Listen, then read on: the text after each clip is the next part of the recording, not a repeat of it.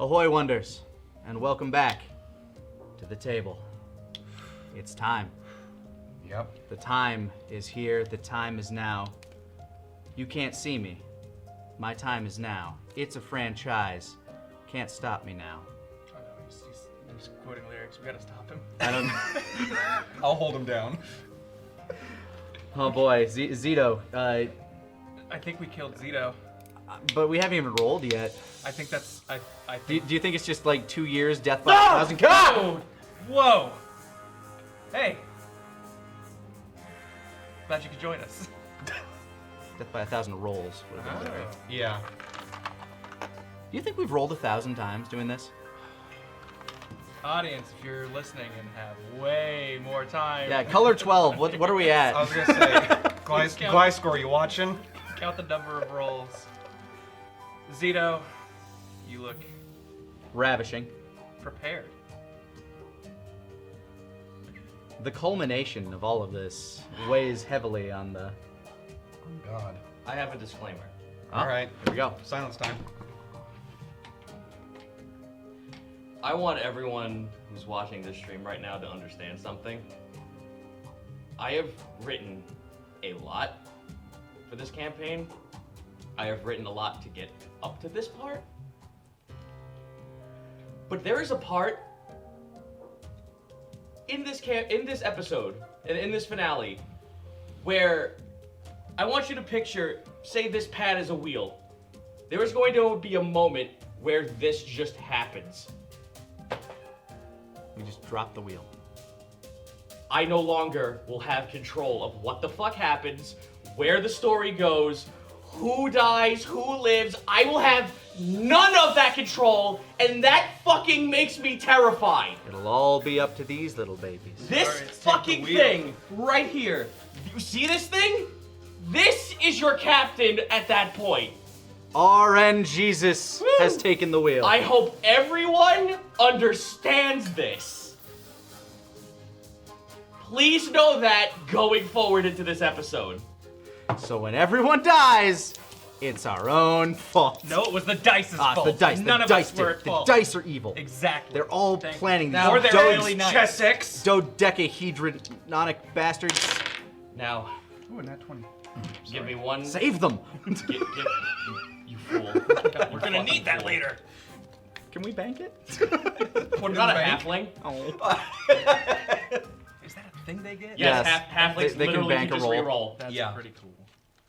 All right, so grant me this one moment.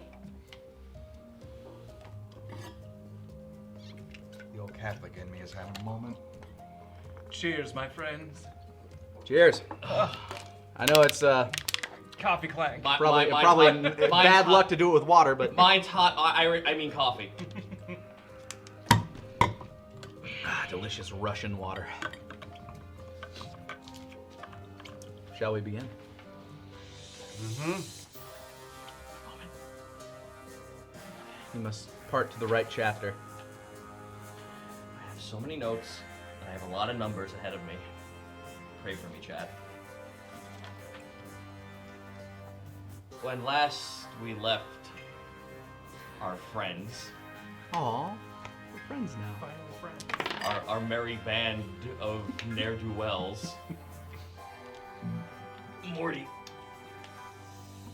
If you know what, D&D has now a Rick and Morty setting, so you know what, I'm just, you're welcome, fair. wizards. It does. You're welcome. And last we left our heroes,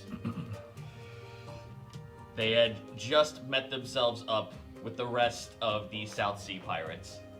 They had met Captain Rumblood for the first time. They've always heard of him. They've never met him before. Him and his merry band of never grow uppers. Yep. Though they age. Then they just you much don't ask slower. once they get old enough. You don't ask. No, think of They graduate to one of the other pirate think crews. of the. I mean, if that's something you want to question them as you're being transferred into the city of Guess we can learn more. Ast, like if that's a question you want to give them now. I mean, now if would be if time. any of them are on our ship, Wake would be very interested in knowing because he's hated pirates since he was a child, and he sees children as pirates, so he's very interested in what happens? Rumblood's on his ship, but you got a couple of other people who are just like sitting around you. You got more of those weird Kenku just like hanging out and just they're just comfy sitting wherever the fuck they want. They're birds. What do they care? I imagine them just like all perching in a line along the mast. There's a murderer Kenku just like sitting on the side of your ship. That's an appropriate name for them. That's unsettling. One of them Natural. kind of just like turns and looks at you. I wave. Aye. Boy, Hoy. Am I doing it right? Sounded about the same to me. Cromwell just kind of stares blankly. he just said hello. He's greeting. They stop it. They stop it now. Turn and look to the mushroom. Hello, I'm sure you haven't seen a creature like me around these parts. We don't typically get to the sea. How are you? Awaiting the end. Well, that's kind of all we can do, but you make the best of it while you can, right? We here with friends and This whole city is what we make to accomplish to the end. Cheery bunch, this lot. yeah, it's morale is definitely an all-time high here. One of the other King could just stop and turn to this guy. Charlie, shut up. I'm sorry about that. A lot of morale has dropped over the past couple of days, if you can understand that. No, it's very understandable. Very much. Trust me, everywhere else we've been, it's that or worse. Getting docked in, you are let inside the city. This whole place is made of steel. Like, nothing is on land. This entire fucking city is It's just a on metal floating beams. a floating fortress, Yep. like an oil rig. Yep. Think like an oil strut. But it's gas lamp style. So they made this island for this. This has been, like, one of the Kenku is just like sitting next to you. Yep, this has been our project for the past decade. Wow. Very impressive. I'm surprised you were able to hide it from the Navy so well. We had assistance, some magical, even though we didn't really desire that to be, but the middle of the archipelago of Avast is a very known wide sector of pirates, so no one who is afraid of us dares to come this way. And those who try often fail. We have the technology to keep ourselves defended, but not to launch an offense. That's what this whole project's about. Well, good thing we got here when we did then. Probably could have been sooner, but, you know, things happen. Lots of other projects came up as we came. Things, little things that popped up on the side to deviate us from our quest. Yeah. Side projects, if Yes. you will. So, with that, you guys are let out. You guys are taken pretty much. There's like a giant spire that looks up to the city. It's like a giant dome. It almost reminds you of something, Wake. Almost. Let's Yep. see if it does. What am I rolling for? You're rolling a history. All right. What a great way to start the evening. Natural wonders. It doesn't remind Wake of shit. Nope, it does not. Hey, that almost remind another bird! There's a tiny little Kenku child sitting right next to you. They're adorable. Pecks at your toe. Ow! This is why I don't normally have them. Toes, that is. Fucking, like, Nedra just turns and looks down. You don't have toes? I mean, you don't. Yes, I do. You have like goofies, right? That's not toes. No. Just like when I have a tail, they aren't toes. I think I technically have toes, but like, kind of just oblong shapes at the end of my foot stumps. Yeah, those toes are alright. They don't like stumps, but They don't really, as far as I can tell, they don't exactly serve a purpose. It was more just a, well, I guess they help me balance. Mine are webbed for like no reason because when I get in water, they turn into a tail anyway. you guys are enjoying the Quentin Tarantino segment of this finale. Yes, because it actually gets you there fast enough that you're now inside a giant domed area. Yeah, we were conversing while walking. Yeah. I'm talking about my feet while I use them. Oh, that almost could transform into a Land Before Time song. Nah. Oh my god. Maybe a Land Before Time, the show song. Yeah. That's what I meant. There yeah. we go. Not the actual movie. It's a song that might have showed up in like the 9th or 10th movie. I mean, they went to fucking space, for God's sakes. I wonder when they're gonna meet the Santa buddies, or the air buddies.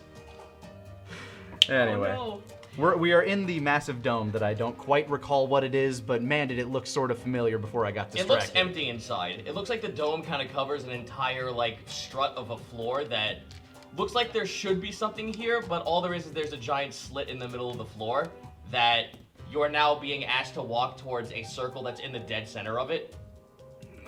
Okay, we've come this far, may as well. I mean, your entire party is here with you, by the way. Quack, So quack, everyone's quack, here, quack. and like, so is the Rumblood captain. I'm just saying, if we're marching into an immediate death trap, it's kind of too late to back out now. I mean, why would the captain put himself in that situation as well? Unless it was him.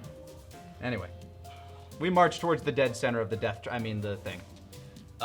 He holds his hand up and he calls out to someone to lower. And you would imagine that the entire piston that you're standing on like lets out a little jut and it kind of jiggles. It almost feels like a tiny bit of an earthquake. You watch as the metal plating around it, like a football field size of it, shrinks down. You watch it collapse in on itself like collapsible V's and then parts away. And then a platform raises above from below. Interesting. So this is where you, hold up. We're not done yet. Okay.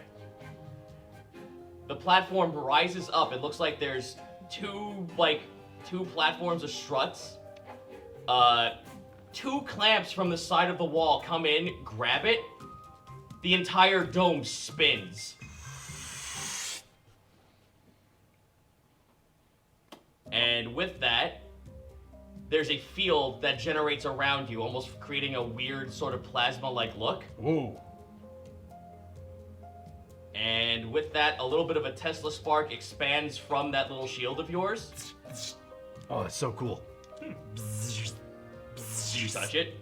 I mean, I'm trying to arc it between my fingers. Oh, that's super easy. Like, and anyone with hair right now is getting like all sorts of fucking static cling right now. Oh man, Wake's going like Super Saiyan. Hey, Nedra! Her entire hair turns into an afro. Oh, cool. What happened? Your hair, Hold on, I hold up something shiny and silver so she can see it. Sticks to the stick. You hold up one of your daggers and it flies over, just over Rift's head as it hits the metal. Rumblood kind of looks at you. Yeah, don't expose metal. I cover my bandolier. Morgan closes Everybody Oh, duck! it's like a fucking fly. Yeah, Morgan's just on the wall. Help! Got my big ass axe that's just the blade is trying to pull me back because the rest of it's wooden. I have so much metal on me. He tells you that this is a screening process for them. This is like detect magic, but on a grand scale since there's a whole bunch of people in this platform. After a few minutes have passed by, the entire floor, you hear like a bunch of clicking and whirring as this is going on. Like there's constant rumbling. Maybe like 10 minutes pass, and then finally the clamps come back and it flips it back over. You are now looking at you are now like standing, like where the spot was, there is now a platform of what looks like a boat the size of this entire stadium or this entire dome. However, So like an absolute warship of a unit. yes, this is not a warship, this is not a galleon, this is not a vorpal. You don't know what this is. And also, everyone roll a history check with, just regular. Just everyone roll a history check.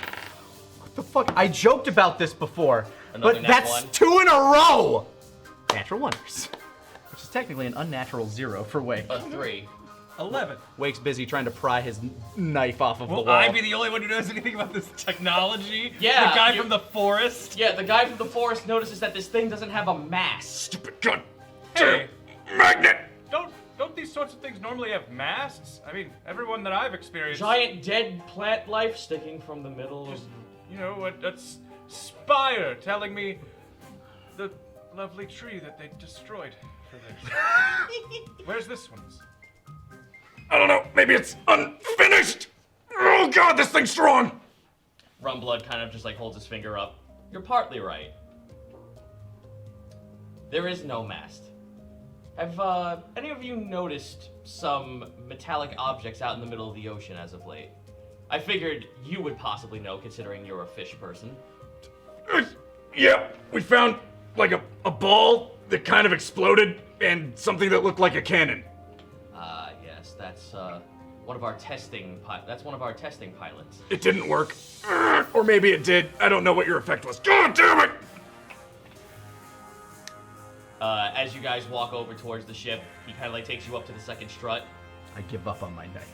The shield's gone. Okay. You have it. Ah! Yeah, the field lets go. You guys are taken along the ship.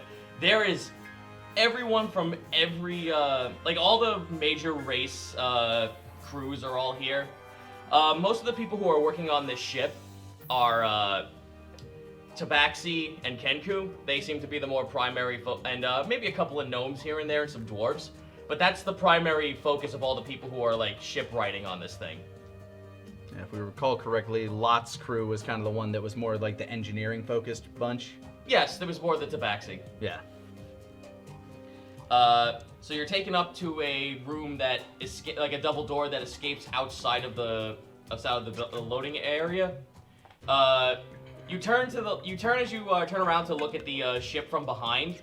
You notice that there are two slits on the side of the ship, almost like a weird place where giant oars could possibly come out of. Because of this technology, you kind of unfortunately don't have any clue as to like what the actual technical term is, although Scrung, on the other hand, when he takes a look at this, he's just, so that's how you did it. That's how they do what? You know all those little test pilots they've been sending out recently? I mean, we found one and we found like a facility for it, but... They were making a fuel source for it. Oh. And I have a feeling I know exactly where it comes out of. I point at one of the holes. Huh? Ah! Nods his head. Chromagillus gives a little applause. Thank you, thank you, thank you, thank you. You're taken into a large boardroom, like a giant meeting room. This place looks like the interior of a captain's quarters of a ship. There are multiple people sitting inside this room.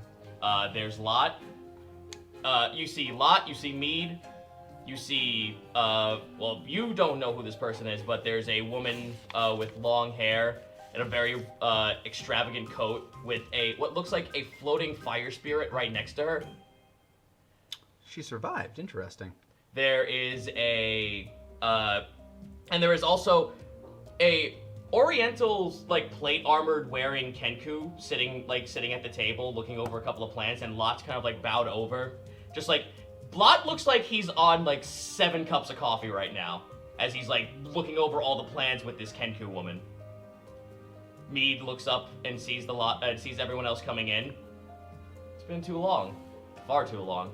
Wake nods, kind of like bowing his head in respect to Mead, and he looks over to Lot.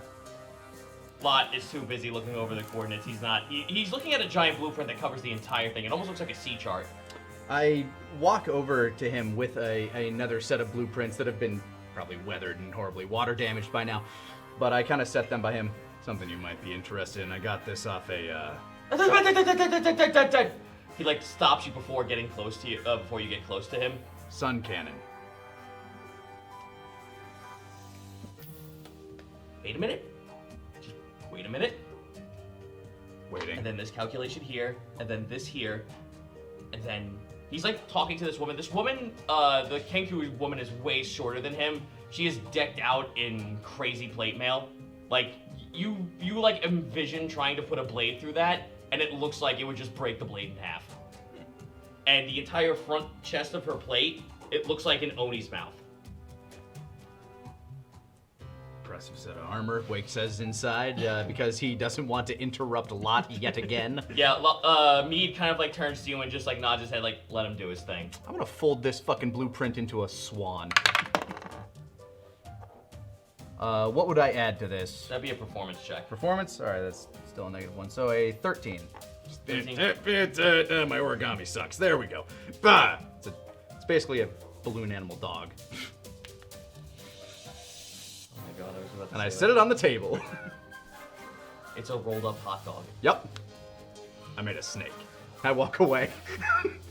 Lot kind of like takes the paper, you'll have to forgive everyone's curt attitude. We've heard a lot of rumors that there were plenty of ships coming this way, and a lot of them are very, very, very bad. Well, As you a can- few of them are our crew, luckily. Oh no, that's why we had Rumblood investigate. We didn't actually believe that your ship would get here, all things considered. He like looks over at he looks over at like a chart. Appears you're at least 3 weeks off from your expected due date. There was quite a few things that got in our path that we didn't anticipate. First and foremost, probably the biggest one, we ran into a archfey. Kind of has a ship graveyard out in the middle. Don't worry, I think they're going to turn away some of the demons, but they'll allow us to pass through. We're cool. We rescued their kid. He had stars in his eyes. Don't think they can hear you. He stopped. Yeah, they don't hear you. Girl He stops. sits back and realizes it's probably better. So he's just going to. Yeah, he stops and turns and looks over into the corner, and you see, I don't believe you've met her, or any of you have met her, but you see a purple-skinned tiefling. Yes, with a Wake pixie met butt. her. He made peace with her before he tried to curse her to death. Yes. You see a pixie-haired tiefling in leather armor sitting in the back, kind of like with her arms folded and two scimitars at her side. Does that sound about right to you? Ah, yes, the disturbance of Fae that I told you about. And you've made peace with her then? Our friend Chromagil here is a decorated member of their court now. I unfurl my cloak of spring. Just kind of like gesture at it. The Ifrit and the woman, the human woman, kind of like look up when they see that, and they're like very interested in seeing your attire. They can't hear him laughing to himself about it, but he's Wait. very happy to have eyes on him. I could burn the mushroom and we could have a prize, mistress. No. Please don't do that! Spores everywhere. Sorry if I've made any sort of mess. I The apologize. moment you do that, Lot pulls out his pistol. Ah, Zosimo no. gets her swords out. I step between Lot and Chromagil. I can catch bullets. Maybe not his, but I can catch them. I apologize. It's the only way I can communicate, and it sounded like someone was going to misunderstand my. Blood, I didn't want to die. Rumblood kind of like looks over at you. Gross. It's a nervous reaction. I'm sorry. Like Lot slams his hands on the table after like talking to the Kenku woman. Okay, as you were saying. Oh my God, it's you. I haven't seen you in so long. I wave my invisible hand. Hi. Everyone kind of like stops and looks. Zosimo kind of like looks at you. You might want to get a prosthetic for that. I channel key through it. There we go. Mark that key point up. I now have a hand again. Nah, don't worry about it for now. Don't worry about it. We're not calculating points. You're gonna here. need all 9. You're gonna need those key points. Excuse me. One of oh God, I lost my place because you know what's fucking terrible is that I'm on my My interruptions mostly. no. I'll be honest. my fourth cup of coffee kicked in. Oh, boy. man, this is happening. So I'll find a quick spot. We'll take like 2 seconds because this is not gonna be good to sit on. No, of course. They're Coffee. It's a magical drink. wake juggles. Yeah, I'll just have you guys have to fucking exposition between each other while that's happening. So anyway, Chromagil, these are the I know that we've been traveling for a while and made zero contact with like any of them, but these are the pirate lords down here. They kind of control this South Seas. Morgan here can roll a history check with advantage.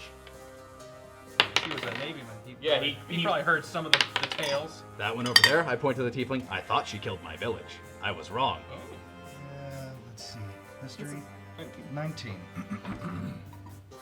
Every fucking rumor about every pirate lord from the South Seas is standing right in front of you. This is, if you were the actual naval man you originally used to be, you would feel like you're in a fucking lion's den and they're all hungry.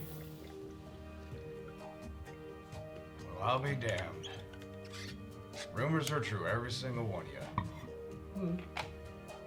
Pretty much all of us. We're all here, and wouldn't you know it, dearie, we're the nice ones, says Siren. Cruel irony. Now, that begs the question, dear. How do you know us, as everyone stops and turns at you? Well, doesn't really matter now, especially since I'm technically dead. I used to be with the Navy until my death on Gast Isle. Siren kind of like cocks an eye at you. The Ifrit kind of like nods his head. Yeah, he reeks of death. The man's a walking spirit. Wake's very curious about the Ifrit, so he's kind of like creeping closer and just kind of like looking at it. It's the guy from Evercall. Oh, Wake never met him. Yeah. So he's just like interested in this little fire genie. Oh no, he's not little. He's like a 9 foot tall, buff as all fucking get out, like red skinned genie man. I'll keep the term little. Wake knows Nedra. Yeah, this like he like you like look over at him, like his body is like this weird. You know, like how when people say like the proportions of an anime person are like the incorrect way to project onto an actual human being. That's that guy incarnate, except it's hourglass top, fucking just like stick bottom. He's Jafar. Yeah. So a martini glass. Yeah, the dude's a martini glass. Genie form Jafar. Yeah. Okay. He turns and looks at you. He strokes his beard. Something you find interesting. I've just never seen anything like you, and you weren't at the last time that I was around most of these people. Oh no, I'm a new addition. I'm just here to collect once this whole entire deal is done. He looks over at Siren, and Siren kind of just like nods her head like, yes, of course. I made a deal with this fine gentleman. Once this is all blown over and his magical might is used up, there will be one less pirate for you in the Navy to worry about. Oh. Everyone want to roll an Arcana check on that one? Let's tempt fate. 23. I got a nat 20. I got 13. You've heard stories, but Morgan can get this a lot better. Ifrits are known for taking humans of great power and taking them, like, making deals with them, and once the deal is fulfilled, they become their slave. Ah, Wishmaster style. So Siren pretty much has just made a deal with this Ifrit to gain power, and once that's done, she's out of here. She's no longer part of this realm. Well, that's... Do you explain that out loud? Or... Yes, I do. Well, that's... very harsh, altruistic of you, I guess, to make that kind of deal. The Ifrit kind of like looks at you and smiles. Thank you. No, her! You're the one taking her soul, right? Thank you. And she just like fucking like just holds her hand up. Proud creatures they are. I can tell. He's got a lot of scars on him for a proud creature. Ah, you like him? I got this one from a horseman. Wait. Where did you come from? Salima. You want to roll insight on that? Wake knows he's heard the name, but it's certainly not coming together. Oh, insight would be a 7, but... 7. I Oh, don't he's from another realm, and that's why. And you look over at Chroma McGill when he fucking says that, and he's just like, you check it out. When it checks out, in his speech pattern, it's like this weird, almost garbled, like, there's this weird growl to it. It almost feels like it's infernal, but you can't get the jarble out of it. So it makes sense. He's not from here. I don't know much about other realms. I guess there are horse people there. Whatever. Centaurs are a thing, dear. I mean, I know. I've only really known one. With that, Lot kind of like looks over at the rolled up piece of paper. What the hell is this junk? What is this? I got that from some weapon designer from the capital. You know, I just figured you guys might like it. It's good and it's techie. Like it? He like takes it, he like slaps it on top of the chart that he's looking on. When you take a closer look at, everyone's pretty much okay to like just walk around at this point because everyone's just getting used to what's happening here. On the chart, it's a blueprint of the ship you guys saw outside. In big fucking bold letters, it says the Cascade on it.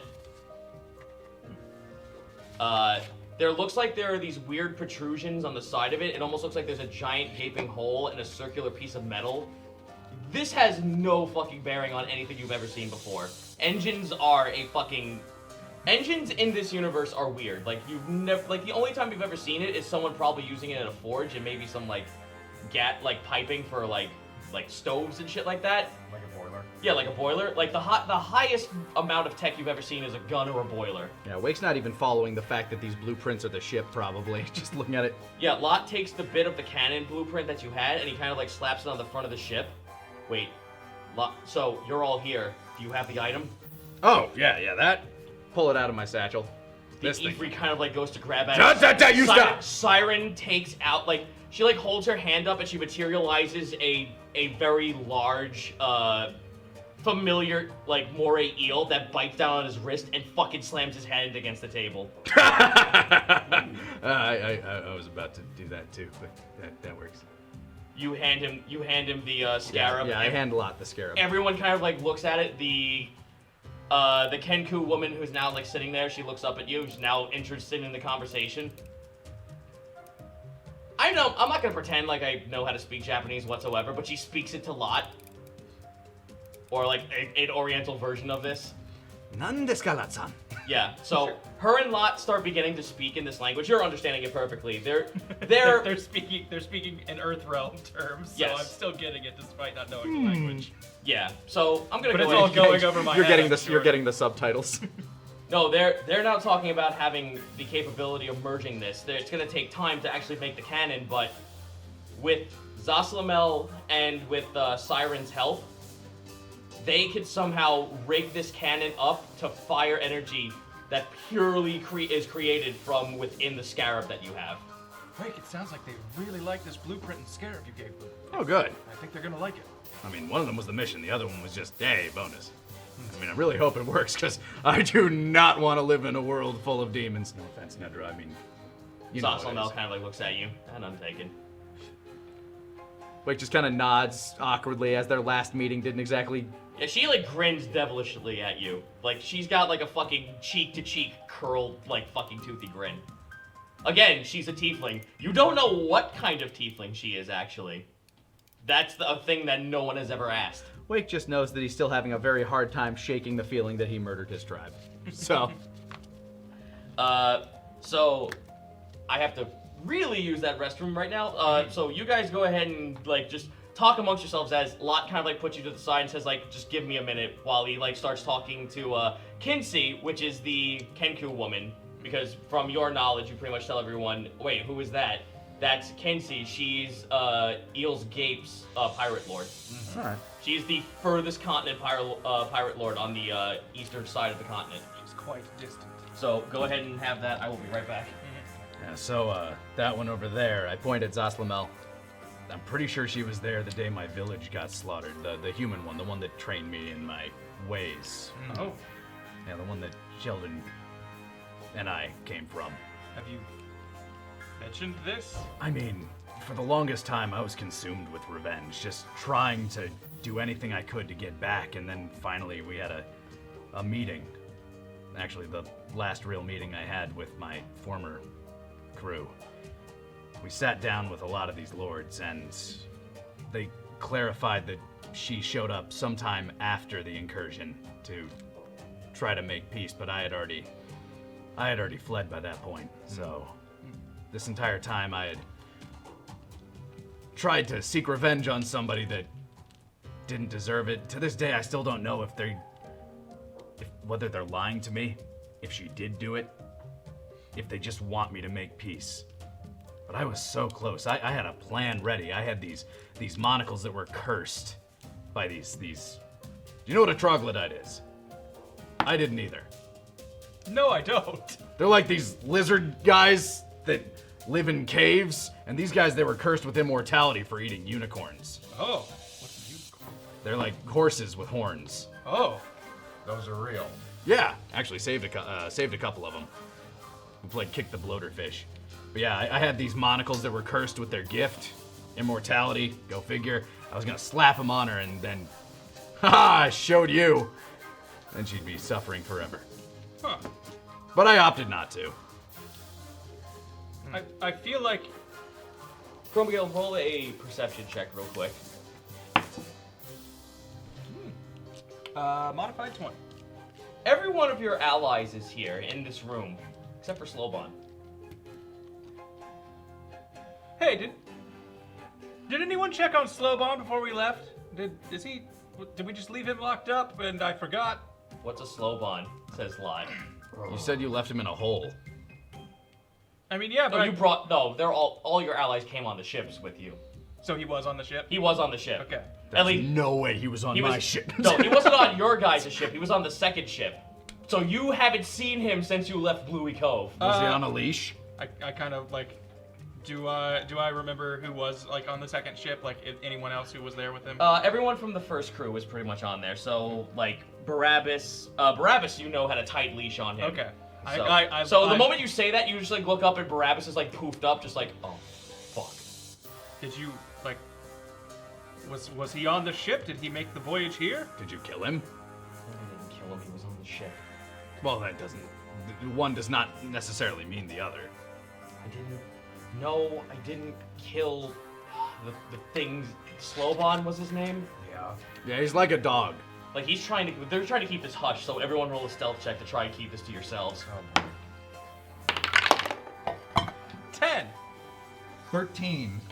28. All right. You're definitely not breaking anyone's attention. Well, I am almost communicating telepathically. you can cut off telepathy from anyone. Sorry, words. Yeah. I can choose to not speak to other people when I'm. Yep. Just look over. You pull your mushrooms off. Can you just scratch your ears for a good couple minutes? Yeah, Just yank them off. Yeah, there's fucking Lot with like mushrooms growing out of his ears. Get this shit off me right now. It looks so good. Like rips his whole ear off. I feel the pain of all my children. Yeah, Barabbas is just like looking over at you like he was on the ship. When the whole kerfuffle happened, I kind of was a little occupied with the fact that we were being boarded. Did he like hide? Can he turn invisible? I don't know what he can do. I have shared maybe 2 words with him and it was no. Wake, in all honesty, I think that little cretin can do anything. And that's what scares me. That's part of what. He had this wild card appeal that I just couldn't look away from. I'll go and. Hold on.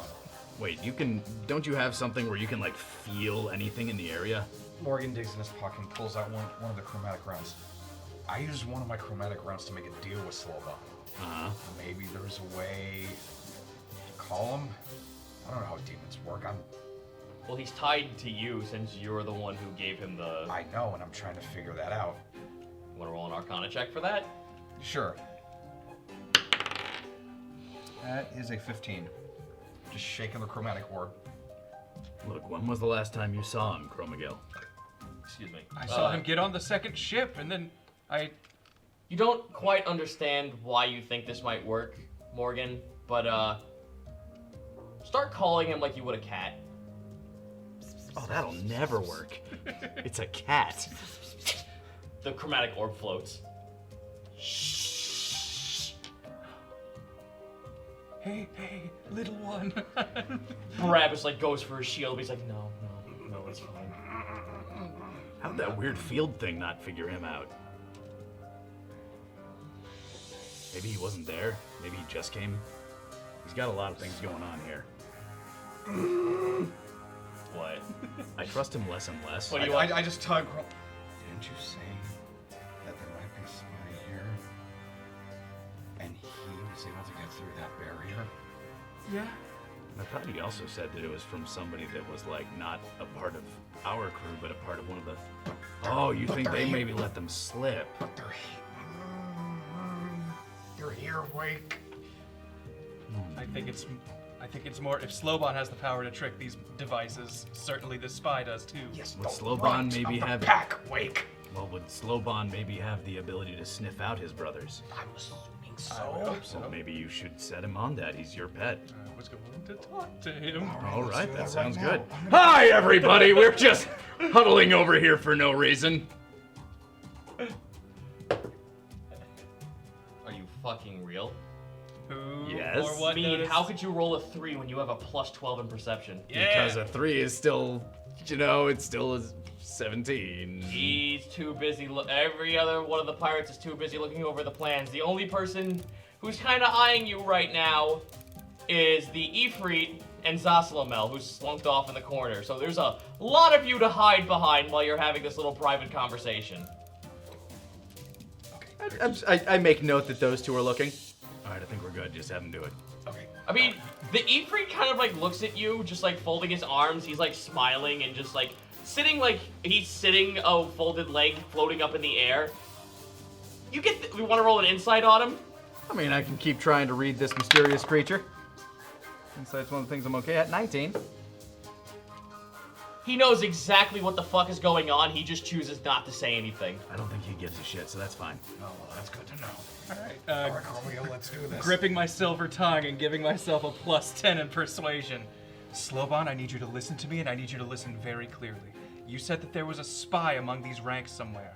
I need you to search them out as soon as you can. Do not reveal yourself. As you're bowing down, you like look over and like there's a little like an indentation of his body, like in this weird kind of like chromatic field as he's holding the little thing. Predator stealth. Yeah, he's like predator stealthing right now. He like kind of like de-stealths only a little bit just for you. Like you two are the only ones who can see him right now. He like stops and looks at you. You've been speaking to him behind his head the entire time. What? Oh. I need you to find that spy you were talking about, and I need you to do it quietly. Don't let anyone know you're here. Otherwise, they will kill you. That is a modified 20. And we wouldn't want to ruin the surprise.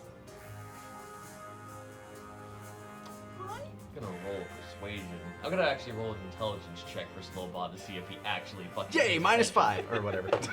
Ooh. Really wish I didn't smoke all that stuff for a game, mate. He succeeds. He kind of just like waddles away. He actually walks over to the door. But you all stop and think, wait, if he opens the door, the door's gonna open by itself. Hey, what's in here? I walk over to that door. You don't see this, only they do. Oh. I'm just having like a mental panic attack, but unable to like scream. Just, quietly, remember quietly.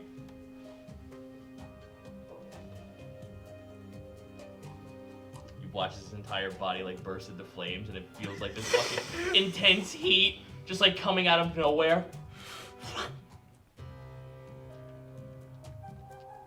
Crowigal just looks around, seeing if anyone reacts. There's a tiny patch of flame on the carpet right now. It's mighty toasty in here. Is that? You want to stealth it? You want to sleight of hand that, Morgan? Yes.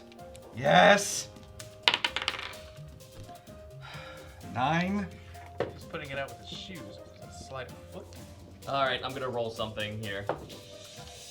Red with a 19. oh no! Oh my wild magic went off a little. I'm so sorry. It's fine. Goodness. I'll put it out.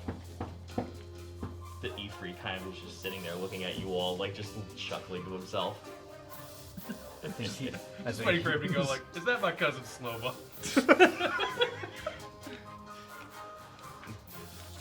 No, he's according to the rules of genies, he's just here to collect his debt, so he doesn't give a fuck what the hell happens. If this world ends, he's just taking his prize and leaving. Yeah. Lot looks up to you all. Oh my god, I can't believe this. Can't believe what? I'm sure it's very believable, whatever it is. Well, we have a galleon set up for the front of the ship. The Cascade is a gunship, something that can fly. Wait, what? That's the whole point. The Cascade is supposed to be the first warship that can fly. I think I heard this before, but then I forgot, and now I'm hearing it again, so... Aviation doesn't exist in this universe. Oh. Yeah, but I think there was like a mission that we were... Something. Take the high ground, attack from above. That's the whole point. We were figuring we could put this thing out in the seas, and then when the time comes, we know from word of mouth and a couple of folks that have been swimming around down in the ocean.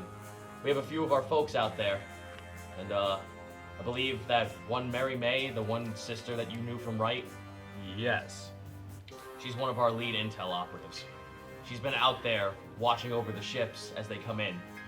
That adds up. She hasn't been back in a while, but the last time we heard from her, she actually sent us a scrying note saying that one of the flagships holding Garlux himself is out in the middle of the open water waiting for a chance to actually come in and strike. That's bad. If we can attach this cannon and use the Scarab as a power source, we could effectively destroy his ship. They can't survive in water. In a large body. That is the reason why we have been at a sort of advantage this whole time. The moment they left Gas Isle, they left themselves open. They're very strong, but they cannot hold a powerful threat the moment until they step on land.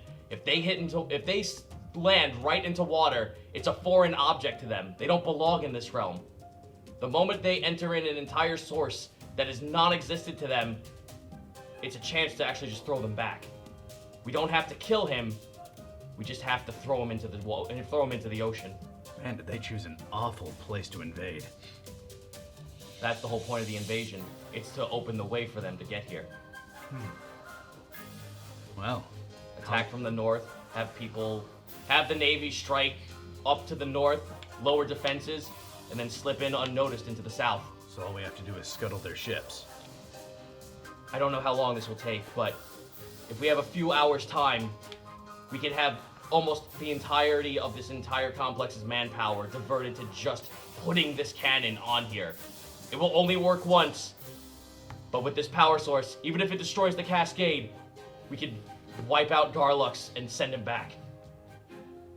Let's do it. What do you need us for anything? I can hold things. No, pretty. You all will not touch this project. Okay. But a deal's a deal. We did have some gold set aside for you because of the whole entire deal we had set up. Mead, you take care of that. You're the one who takes care of the money. As he, him and Kinsey, just leave the room with the blueprints. Zaslamel, please, if you would. She, holds up her swords. She, carves into the air and, zips, almost like a zipper. She pulls down the sword and it opens up a tear. She, snaps her finger and the tear opens. And out from it, little closets kind of, just float in from inside the portal. A giant box.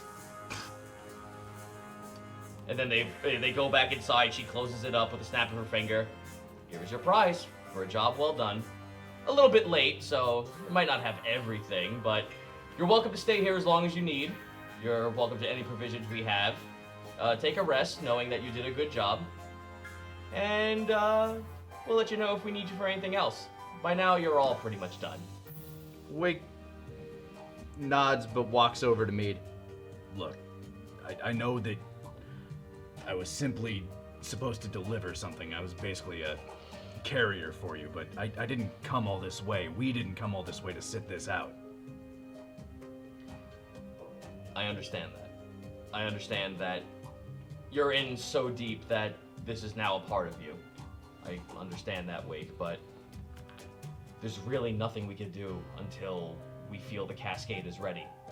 And I mean, we have some time left before it's complete.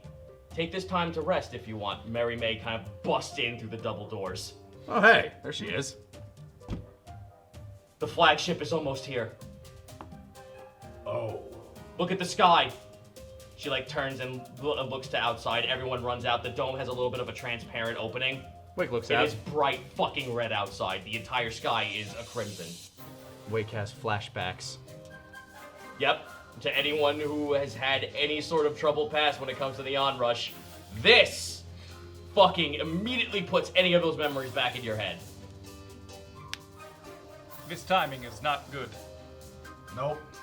How much time do you need, Bot?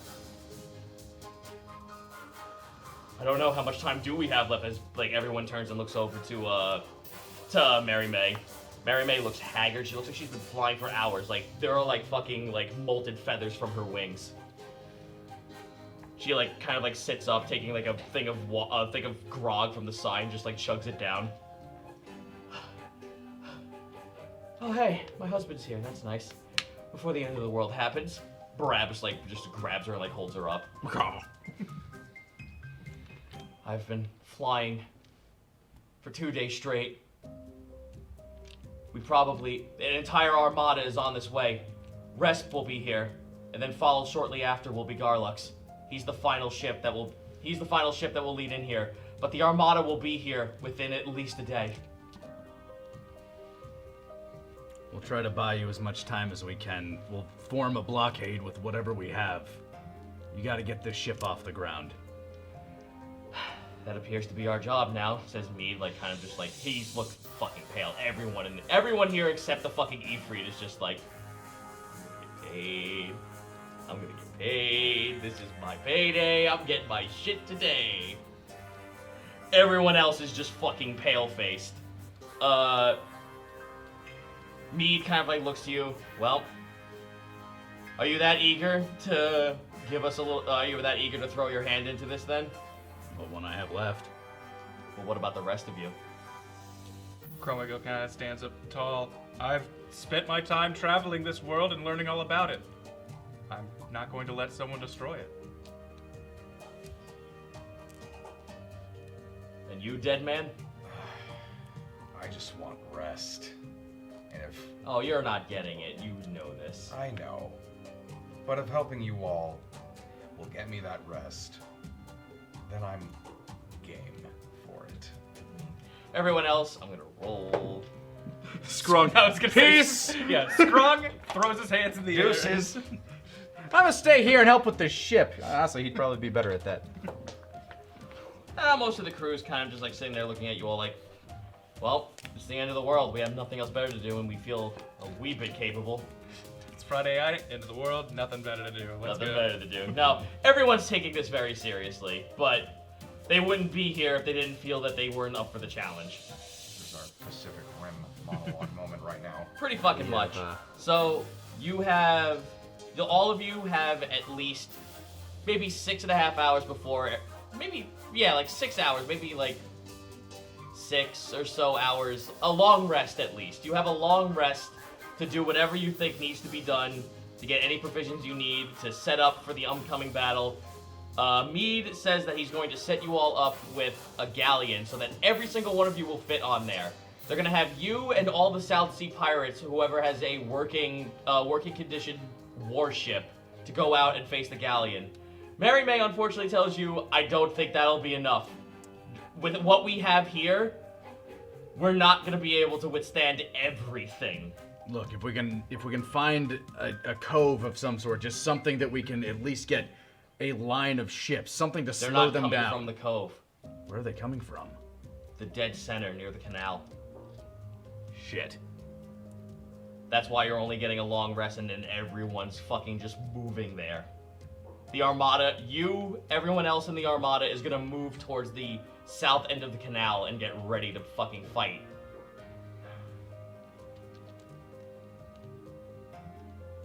Does anybody have a hand crank drill? Something like your crew had, Scrum. Lot snaps his fingers and see two Tabaxi kind of just waddle in and show you an array of sharp corkscrew items. I take the largest yet wieldable underwater one. All right, you have a siege breaker. Ooh, you have proficient in athletics to destroying ships, so siege weaponry. It will deal a 1d8 piercing damage to the hull. All right. Anybody that can breathe underwater, I recommend you take one of these. Because, like they said, if we can take down their ships, they're done. Everyone want to roll a perception check real quick? 7. 17. 19. Nedra looks like she's about to fall asleep. Standing up. Nedra, are you alright? She takes a knee and puts her hands down on the floor. Everyone turns and looks at her. I put my hand on her shoulder and I kneel The down moment you next to touch her, you see the fucking flash of red again. there is that Baylor demon standing there. He's not the focus of this anymore. There is now a tiefling man that looks like... It's Reesp. You see Reesp standing right next to his quote-unquote father looking at you with a devilish grin. And there is fucking psychic pain that comes from this. Would my monk ability, stillness of mind, affect this at all? My ability to... This is for flavor. It's Okay. not gonna hurt you. Gotcha. Like that flash of red, you are like you almost feel like this man was standing right in front of you. That's how fucking potent this was. It's okay, Nedra. Focus. Calm yourself. Roll wisdom save. And pass me Nedra's sheet, please.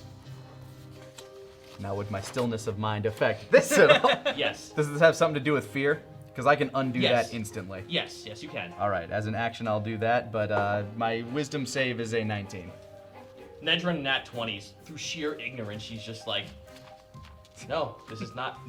I'm not smart enough to be scared. No, of this. no, dude, she's fucking scared. She's like sweating bullets. She's on the floor. She looks like she's about to throw up, but she's like just trying to fucking listen to everything Sheldon and Wake has told her over the years, and she's just like, no, I refuse for this to happen. This was everything I was told not to worry about. Yeah, through all this, Wake does not stop attempting to comfort her. Okay, well, Nedra kind of shook that off, but yeah, there's an impending fucking looming doom over your guys' head. This is going to be your endgame at this point. So, whatever you decide might be plausible or very important to get ready for the oncoming battle, now would be the time. Wake, You are all going to be taking a long rest as well, so anything you have lost will be regained. Wake wipes some of the sweat off Nedra's brow as he kind of stands up, realizing that he's about as tall as she is when she's kneeling. Offers his hand down to her to help She her takes back it up. and she gets back up. She like her skin feels like cold, which is fucking weird. Her skin feels cold when you grab her wrist and hold her back up again. She stands up. She looks like she's like fever wobbly.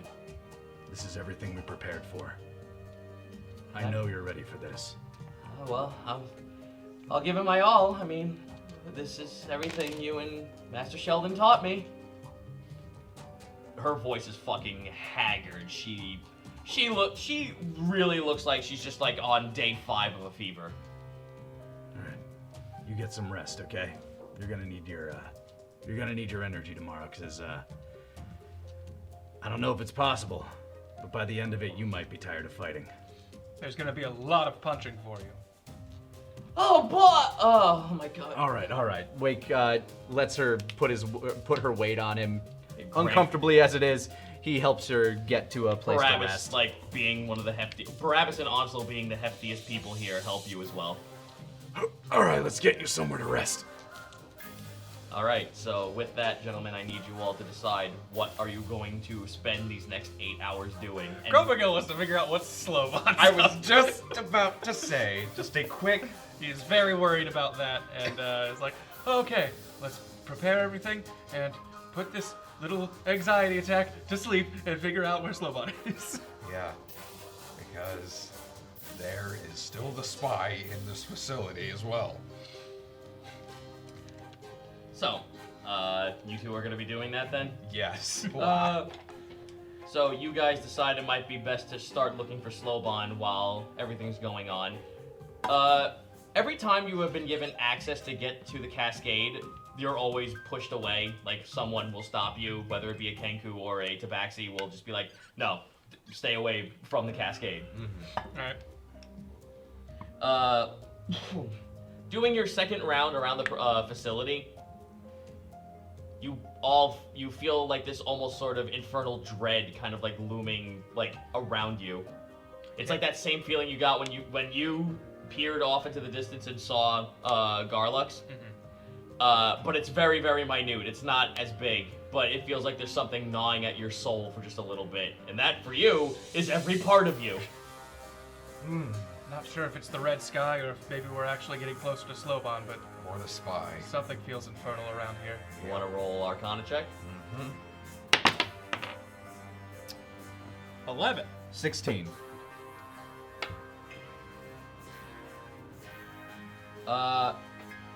There's a really intense heat coming from one of the boiler rooms off to the side. It's where That the makes sense. that's where the intense feeling is coming from. Like, yeah, obviously that's a way to mask heat from someone who's infernal. However, walking over there, Chromagil and Morgan, you're both feeling like this grab at your body. Like every bit of you kind of like stands on end. All of your nerves are flared up. You head over to the boiler room. There's a dwarf kind of like having a smoke break, like holding a giant pipe that's almost as long as his nose. Hi there. Oh, sorry. Explain it to him, please. You see, he doesn't have a mouth, correct? He like kind of like looks at you and then like nods and like opens his mouth and shows he has no tongue, so he can't speak. Huh. Kind of gives like the little sneeze. All right, you should be able to hear me now. Kind of holds on to his silver tongue. I'm not sure if this will work since your traditional ability to speak has been removed, but He like nods his head though. He like points at you like he understands. with this I should be able to understand you so long as you're from this realm. What? Would it be all right if we went inside there? He like looks at you, like holds his hand up. He like pulls out a notepad. He writes down and he shows it to you. I haven't spoken in so many years I've forgotten how to speak. This is amazing. Just try, my friend. It's okay. He looks like he's actively attempting to try and say something. Does my silver tongue respond at all? Like I know that his You can't tell because he's like he said, can't. like he told you, he can't speak. Okay. Wasn't sure if being mute still got broke through because he's Well, from he's the been realm. mute. Well, apparently from his story, he's been mute for so many years that he doesn't remember how to speak. Well, we can keep it brief if that helps. Something feels amiss behind that door. Would it be all right if we investigated? He like pulls out a small matchbox, like lights a fire, and he points it at it like, No, I know it's very hot in there, but we're attuned and sensing a different kind of heat in there. Something that might be important to the, kind of like points at the sky. Things that are going on right now.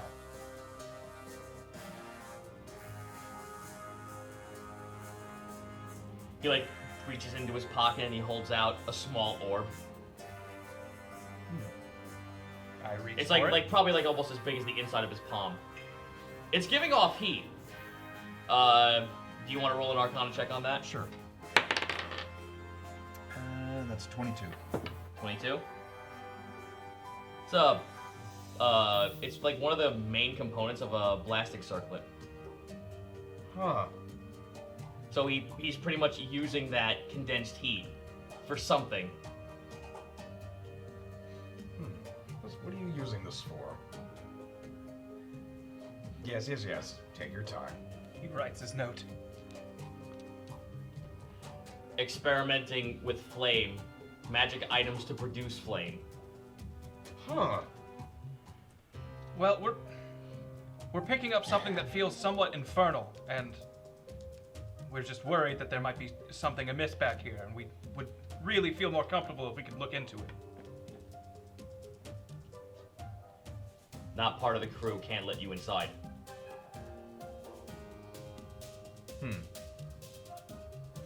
Writes down again. Matter of safety. Understandable. I think we might have to be a little more persuasive, Chromagil. I know he's only doing his job, but this is for the greater good. The greater good. Yes, of course. You feel that infernal energy nipping at you guys harder and harder. It's just standing here. Imagine Slowbone just biting your butt. Okay, I'm going to start giving him a bit of a hallucination. Without really calling much attention to it, I'm just letting hallucinogenic spores kind of flutter towards him. So he needs to beat Roll me a stealth. You know, fair enough. Alright, so I'm not stealthy about this at all. It's a nat 1. Gonna go ahead and... Natural wonders. He notices that you're trying to do something. Like he notices that you're trying to push over something that doesn't feel right. Like his entire body like stands up on edge the moment you try that. He just like looks at you. Writes down a note. I should probably stop this. Oh no, he fucking puts his pistol and puts it right next to your chest. I'm Leave. trying Hold to on. help you. Hold on. I'm gonna use my con man's ring and look. The world is ending, don't you understand? We're trying to help everyone for the greater good. Something is not right back there. Persuasion. And con man's ring gives me advantage, right? Yeah. Okay. Nat 20. Hey. That's 20. Yeah, but remember where you are? You're in a pirate's den. Everyone around here kind of like is doing something for a gain, even if it is the end of the world. You should kind of know this, that even through dark and hard times, even if the end of the world is happening, someone who works for a living on the sea wants their pay. And he's working to, and obviously he has that same mentality. Also, he's a dwarf. They're stubborn as fuck. That feeling of infernal, like, nipping is now getting stronger, almost like you're feeling like it's biting at your leg now. Both of you. What if you took a paid break? Just a few minutes. I go ahead and... Oh, by the way, your reward for, every single one of you got, even though gold is kind of pointless at this point, but it was the thought that count. Uh-huh. They gave you 1,000,000 gold split amongst everyone. Okay, wait, split up. Okay, so my share would probably end up being... Amongst everybody, we'd probably still have like about 100,000 each. Yeah, so at this point, you have 100,000. I can't carry that. That's what they had the chest for. And meanwhile, there's Roy. Oh my god. Oh man. Oh man. So many shinies. How does 680 gold pieces sound for a break? Persuasion.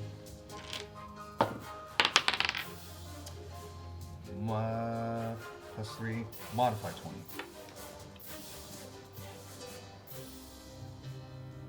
Writes down. Make it 1,000, and I'm gone. Chromagil throws in the remaining he would need to make it 1,000. Easy. He takes it, nods his head, takes a drag out of his pipe, and he waddles away. At this point, you walk inside. There are 4 giant boilers that are kind of like set up all the piping that leads up into the second platform. You are now standing in front of these 4 boilers. There are arcane runes that kind of like are on top of them, but it looks like a lot of it is more strapped together with this weird tech, this weird steam tech. There is a workbench off on the side, and that feeling that you guys had, where that same feeling of Slowbon when he disappeared, it reappears and he's right next in between you guys. Oh, there you are. Have you found anything? Well, what is it? Found spy, can't kill spy. Wasn't told to kill, wasn't told to do anything, was told to find. That's right. Where are they? He walked away. Like just now? You look down the hallway where he's pointing, where the dwarf should be going, he's gone. Terrific. Well, thank you, Slowbon. That feeling that he was like, that feeling you guys had, that was him No, literally yeah, for sure. going like, That's the guy! but you told him, he fucking listened to you, he said stay out of sight. Yeah, no. So that was what he was doing. Correct. Well, okay. At least we've narrowed down who it is. Even though he's vanished for now. Whoever was posted here, we know is the person they can't trust. Slowbon, Yeah. can you keep a tab on that dwarf, please? Oh, he wasn't dwarf. Well, follow him, whatever he was. And make sure that the second he does anything suspicious or wrong... You know what? Yeah. I just... You have permission to kill him. His like head, his mouth fucking like flaps open, his tail starts wagging, he's like rubbing his hands together. But only if you're not caught. Silent assassin mode. If they Papers, find please. I gotta look at his you abilities. gotta look at him. Just hand them all. Yeah, just hand them all over. Here's a stack.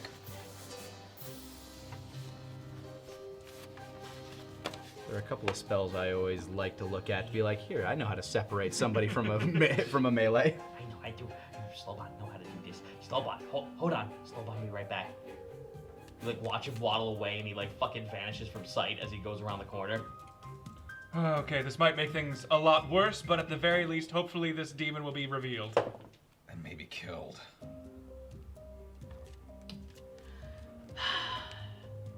The next room over, you're pretty much in like a fucking like setup room. Like this is like just the fucking power source for the entire side of the platform. We should probably get out of here before we look suspicious, though. Yeah. Both of you roll a dexterity save. Oh, shite. Dex save, you say? Mm-hmm. 19. 19 as well. The entire platform shakes as the room next to you is engulfed in flame. Oh, that sounds bad. Yes. Multiple explosions happen as you were pretty much in a giant hallway where there were all boilers. Uh-oh. We need to get out You of look here. you look off to the side as you run outside. There's Slovan kind of like sparking a little bit of like electricity off his fur. Did it. Good job. Now get out of here. You are. There are fucking engineers everywhere running towards you guys. I think, like, if I heard the explosion from where I was, I would probably go to investigate. It would probably take me longer to get there, Where but is it? Where is it? Where is it? Where is it? Where is it? Slovan kind of like looks at you all. sure it didn't take that long to put Nedra He to like bed. grabs his tongue, he pulls it out, and he fucking like squishes himself with the tongue, and he pops out of existence. Well, that'll come in handy. Lucky little prick. Yeah, that is intense heat. If you get anywhere close to that, you're taking fire damage. Yeah. I am open to suggestions, Chromagil. I'm just. Suggest fast, gentlemen. Well, you can turn invisible, right? Isn't that a thing you have? Yes. So you can do that. I'll talk my way out of this if if only one of us gets in trouble. Yeah, because it's an action. All right. Just give me a holler if you need anything. Yeah, Chromio, you watch as Morgan kind of just like phase out of existence. Okay, I'm not good at lying, but Hold on. I'll have to do my best.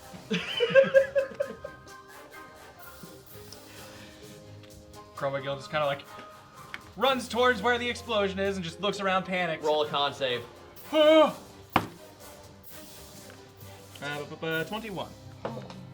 Okay, well, you get close enough where the flames aren't going to actually interact with you. Okay. But there is intense heat coming from here. You look through the flames as the fire's kind of like peeking out from the side of the corner of the room where the explosion came from. You kind of like watch as there's like a little bit of a wisp, almost like you see a face in the fire kind of like stretch out. That reminds you of when the Blargest were sent back. Okay, good. It is a visual that reminds me of things being sent away, so that's what we're looking Although for. the visual of now being fucking cornered next to the flames with a bunch of blunderbusses pointed at you is not something you've really liked. No, yeah. When I turn around and see those blunderbusses, I immediately just shoot my hands up. I'm sorry. I don't know what happened. Like, just holding myself still, trying to be clear that I am not a threat. That whatever has occurred was unintentional. Persuasion. Oh, great. 5? They don't. Yeah, they kind of like grab you and like a whole mob kind of like grabs you and throws you down to the floor. Stay here, I'll go get Dad. What do you do? I had sensed infernal presence, and I chased a dwarf down this way. He seemed suspicious. As soon as I lost sight of him, something exploded. I don't know what happened. Yeah, but unfortunately with that 5 there, No, yeah. they're not inclined to believe you, so for the rest of the night you were thrown into the brig. Would I have made it anywhere near them as they were dragging him off? Yeah, you watch as they're like, they have Chromagil in manacles. Hey, being, whoa! like, What's happening? What's going on here? Ah, we found this one over near the boilers. Chromagil, what happened?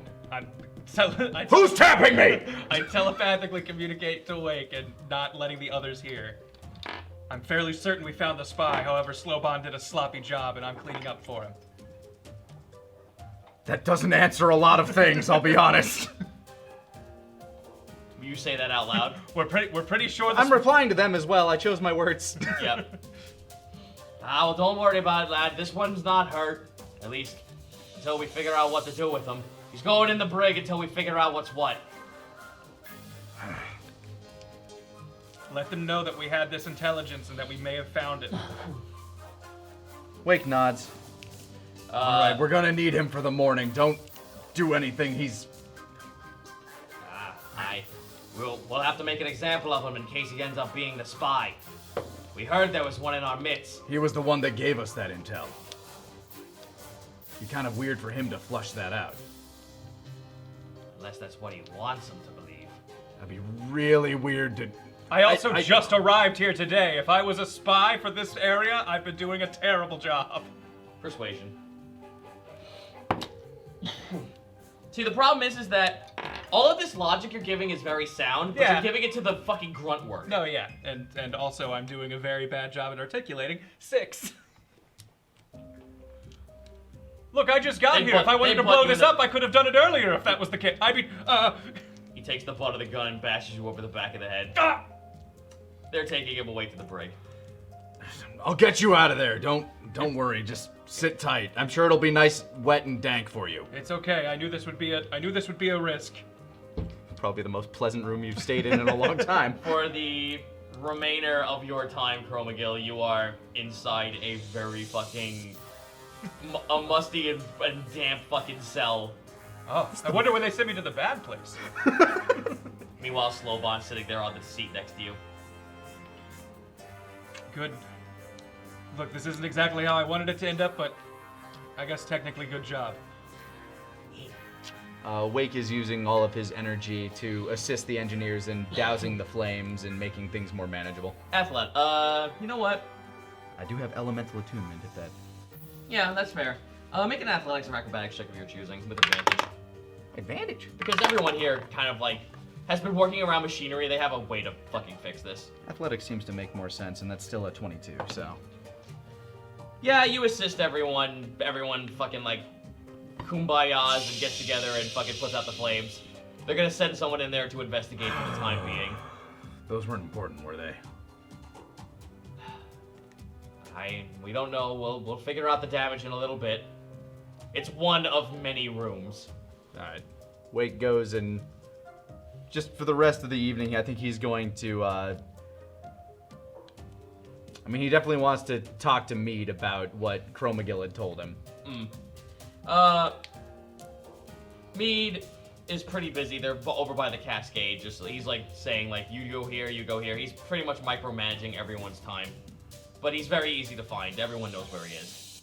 Alright, I don't want to take up too much of your time. I know there's a lot going on here, especially with the explosion. I helped clear up some of the debris I much and appreciated. get things doused. My companion was tracking the spy, and apparently dealing with the spy got a little loud.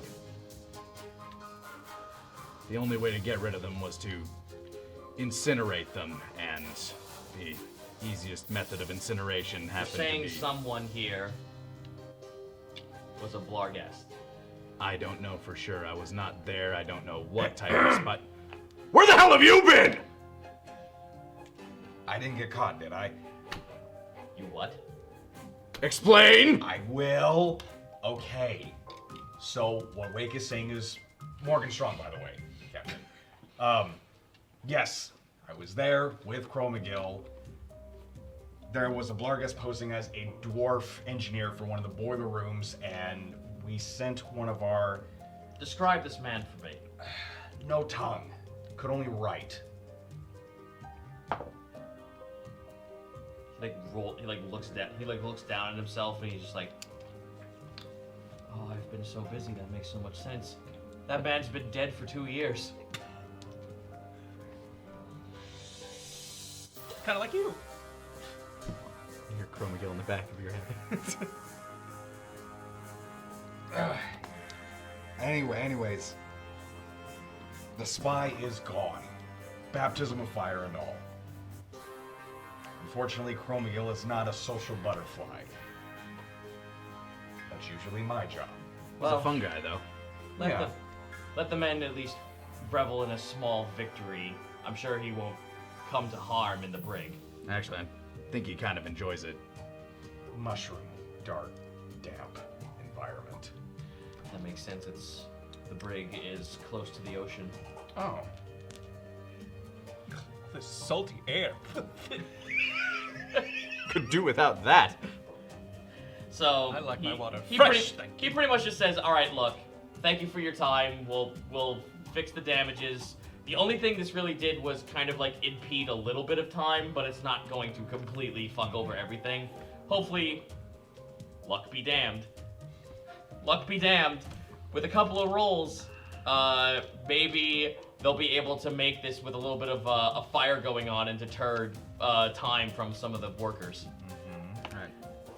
With that message delivered, and Chromagill hopefully spared the wrath of all the pirate lords, he's going to go and just give himself a bath, basically. Just let himself bathe and get ready for the next day. So you want to know what you just did?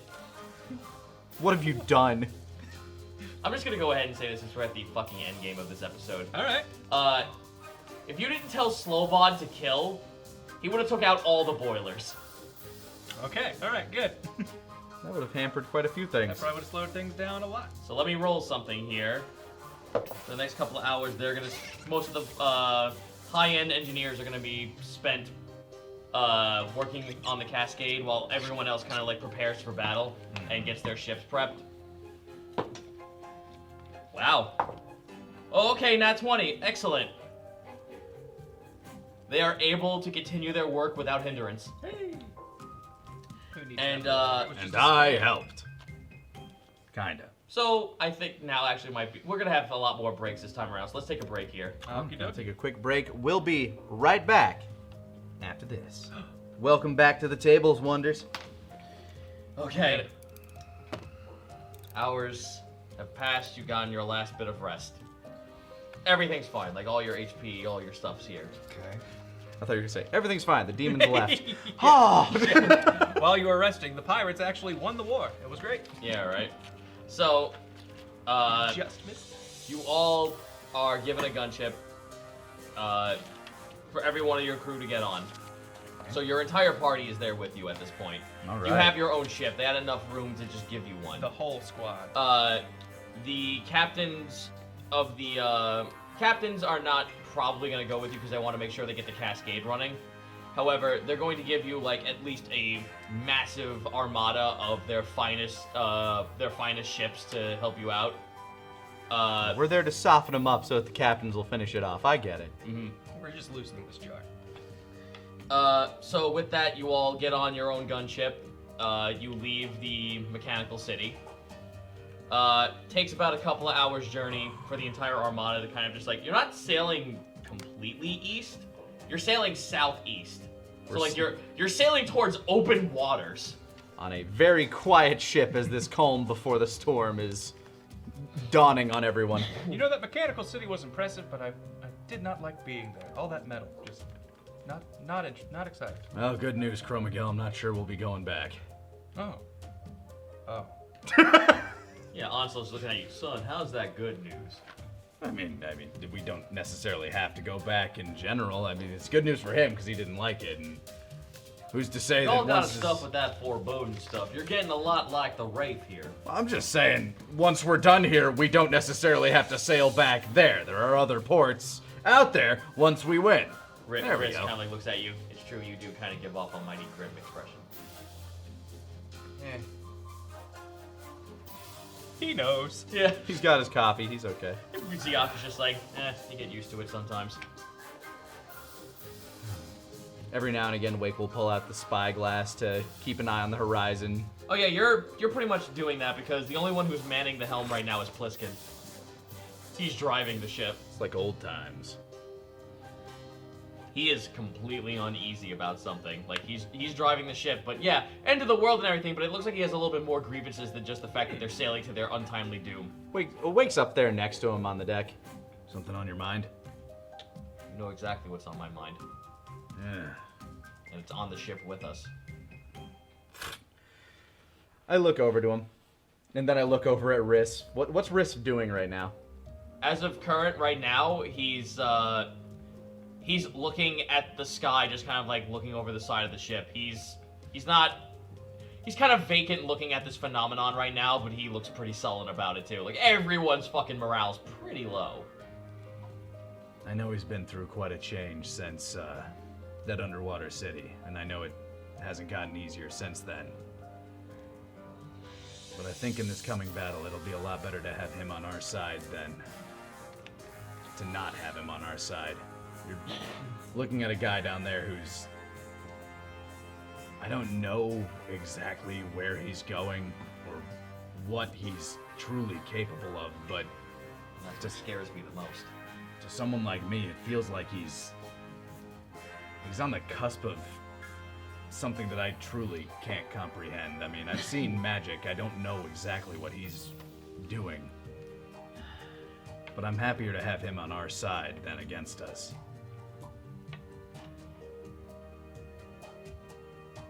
You know someone for so long and then they just immediately change.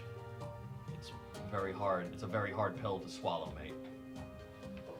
Well, some people change, some people leave you, some people...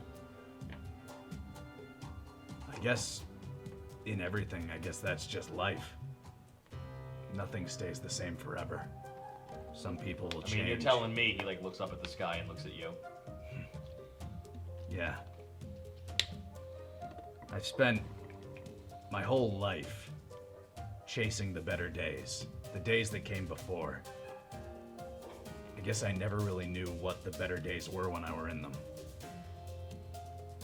So I think when all this is over, whatever happens, even if you can't get along with him anymore, if you can't find that within yourself, then you gotta find what it is that you love and you just do it. That's what I've figured out from all of this. I've spent so much of my time just trying to get something that was never there back. Grammy's been doing that too! She's right next to you. Like, it's not even a fucking shock anymore. Yeah, Wake turns. She knows what I'm talking about.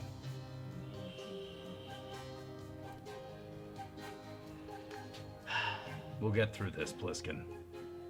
I don't know how, but something tells me that little guy down there is going to be a part of it. Off to the end of the world then, I suppose.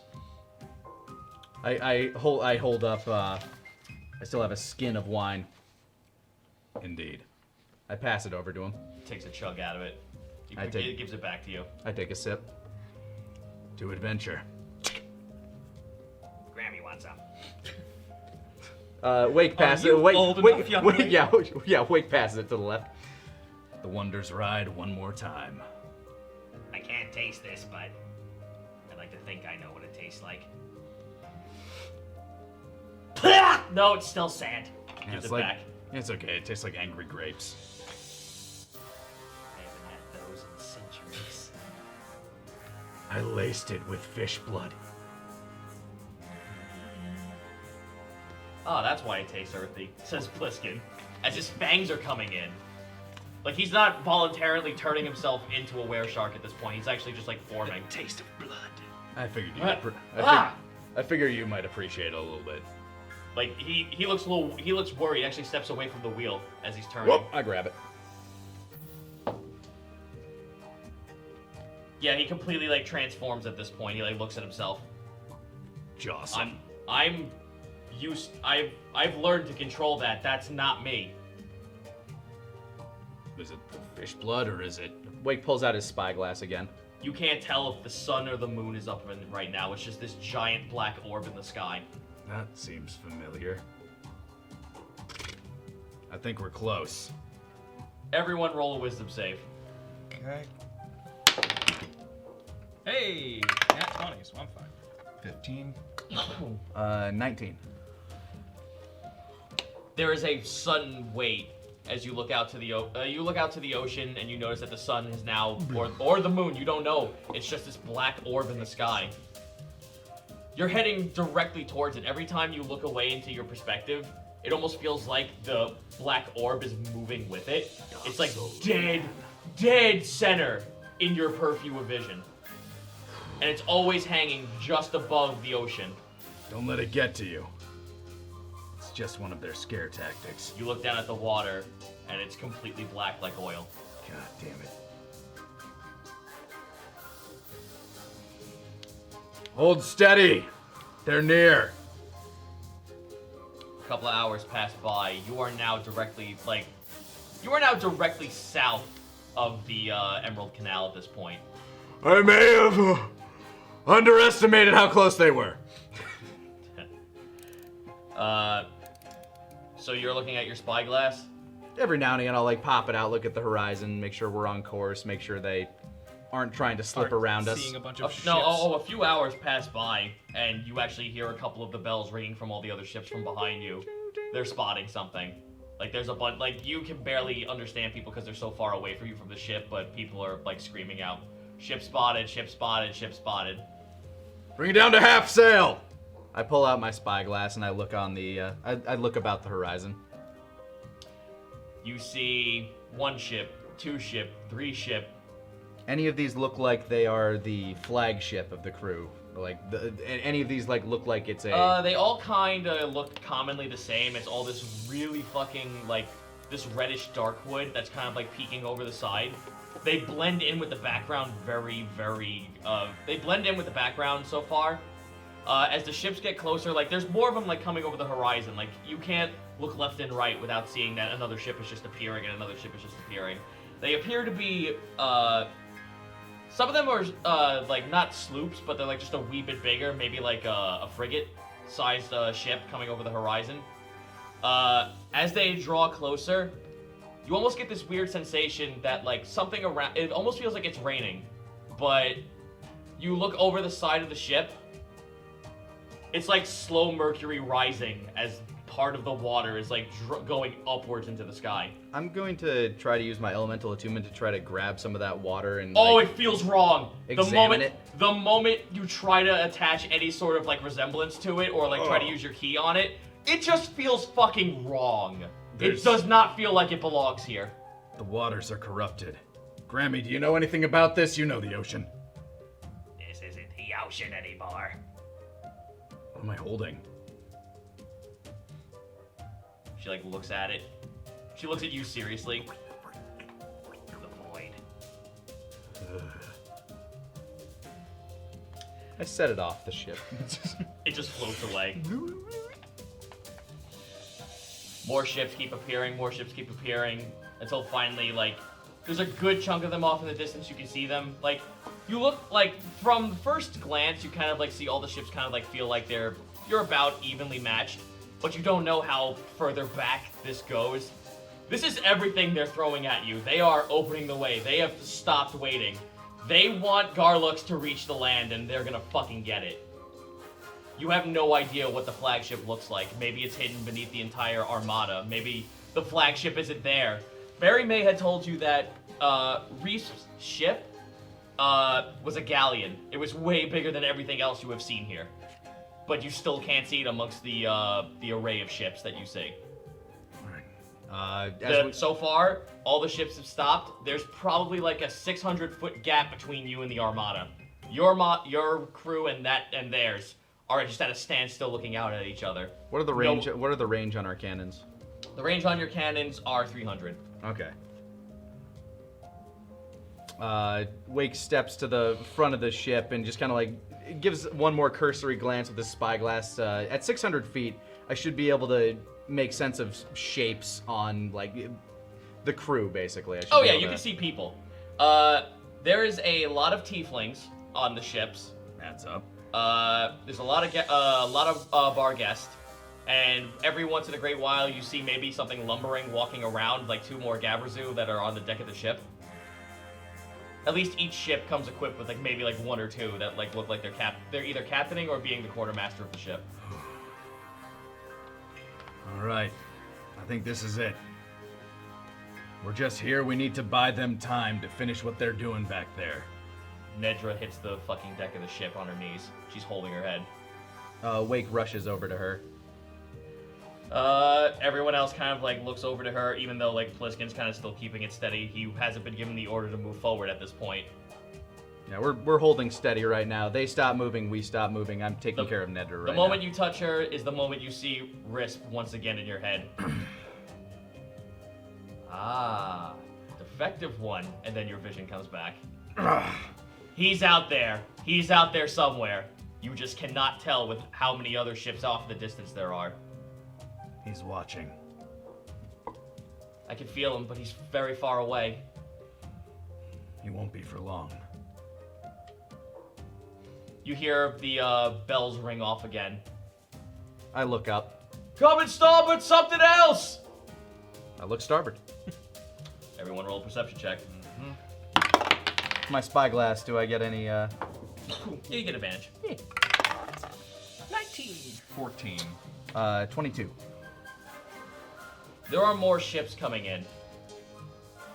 Not from their side either. This is coming from the landmass, from behind you. What the hell? Are they friendly? You take a look at their color of their flags. There are a bunch of gunships coming over your way that bear the flag of the City of Bright. They're friendly! We got reinforcements! We might just win this yet. You see a giant wake in the water as it... Mongo! You returned! Wait a minute. God damn it. Chromagil, you see that like the water is kind of like rising very high. Like, remember how like the water kind of like flattened out and is now making that weird kind of like parse of the, like that weird rain effect that it's all rising? There's a weird, like you can see it now. There's a wake, like something is swimming through the water coming towards you guys. And there are 2 giant fucking waves coming at you. There's something under the water. Or whatever this is now. Everybody brace yourself! The waves coming, everyone braces themselves for it. Nothing happens. All right, good job, everyone! The water kind of like subsides as 2 giant dragon heads form on the side of the ship. Are they blue? Yep, it's Bob's Robbie and Woe. Woe is not blind anymore. Her eyes actually have returned to a normal color. Oh, yay. Huh. Whoa, it's good to see you again, and oddly enough, it's very good to see you, Bob's Robbie. I don't want to... He just like looks over. He's about to say something snarky. Woe looks at him, just like one shot glance. Yeah, it's pretty good, I guess. She has mommed him into submission. Yes, Mama. We have terrible news, and we are sorry to bring this to you, but we are here to give you some assistance. More on That the sounds horizon. like good news. We got here faster. Oh. But the great news, the bad news, we no longer have Gore. What happened to him? She like looks off in the distance, towards the armada that you're squaring in front of. They stopped him. She nods her head. He was a big fellow. You have no idea. Remember when Bolfi told you that she saw a ship that was adorning a dragon skull? Right. And roll a history check real quick. Well, yeah. 17. 17. In your visions, you kept seeing bones on the side of the ship every time Reese or Garlux was standing there. Well, at least we know what we're looking for now. I will strip every single one of those bones from that ship before I scuttle it. You won't do it alone. As she looks off to the side, coming from the canal, there's more ships. They're Vorpals. Looks like the Navy's joining the fight. Is there a ghost ship among them? Oh yes, actually. Yes! As you guys are do you decide to move forward? As these other ships start to catch up. All right. It's now or never. Pliskin rings the bell. This is the fight for Kelpie! The moment you start going, you watch as spectral galleons appear alongside you. Crawdad! I need all of you to roll me at least a 20 to roll. At least a 20! Sorry, what were we rolling for? A d20. I got a 17. 8. 20. No, All right. we got at least a 20. No, that's good, because those were for cannons. All right. My cannon misses, I'm guessing. No, these are big ships. Everyone's like taking it all in stride right now. Also, by the way, all the Vorpal ships that are helping you because of the magic that's on their ships, they come equipped with making sure that everything's seeking. Whoa, So- that's a pretty good. Yeah. As long as it doesn't misfire, they're having a good time. Yeah, pretty much. Like, the Vorpals are casting Sure Strike on all of your galleons. Nice. That's why the Navy's so fucking feared, is because they don't need to hit you. They have the magic to compensate. You come at the Navy, As long as they're not gonna miss. As long as the ball gets in the vicinity, they're gonna hit. Yep. So, pretty much everyone's watching at this point. Like, you know, like, as the ships are getting closer, you're taking pot shots at all the smaller ships. You're getting good hits in, and everyone else is giving you back up.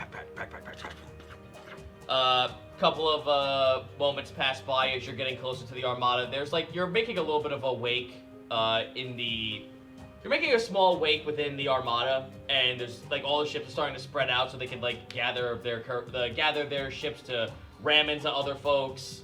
There's a whole bunch of slew of different things. Pops, Ravi, and Woe like actually like attach their tails into the water. You like see that, and then like an entire bolt of lightning like spikes up and hits other ships.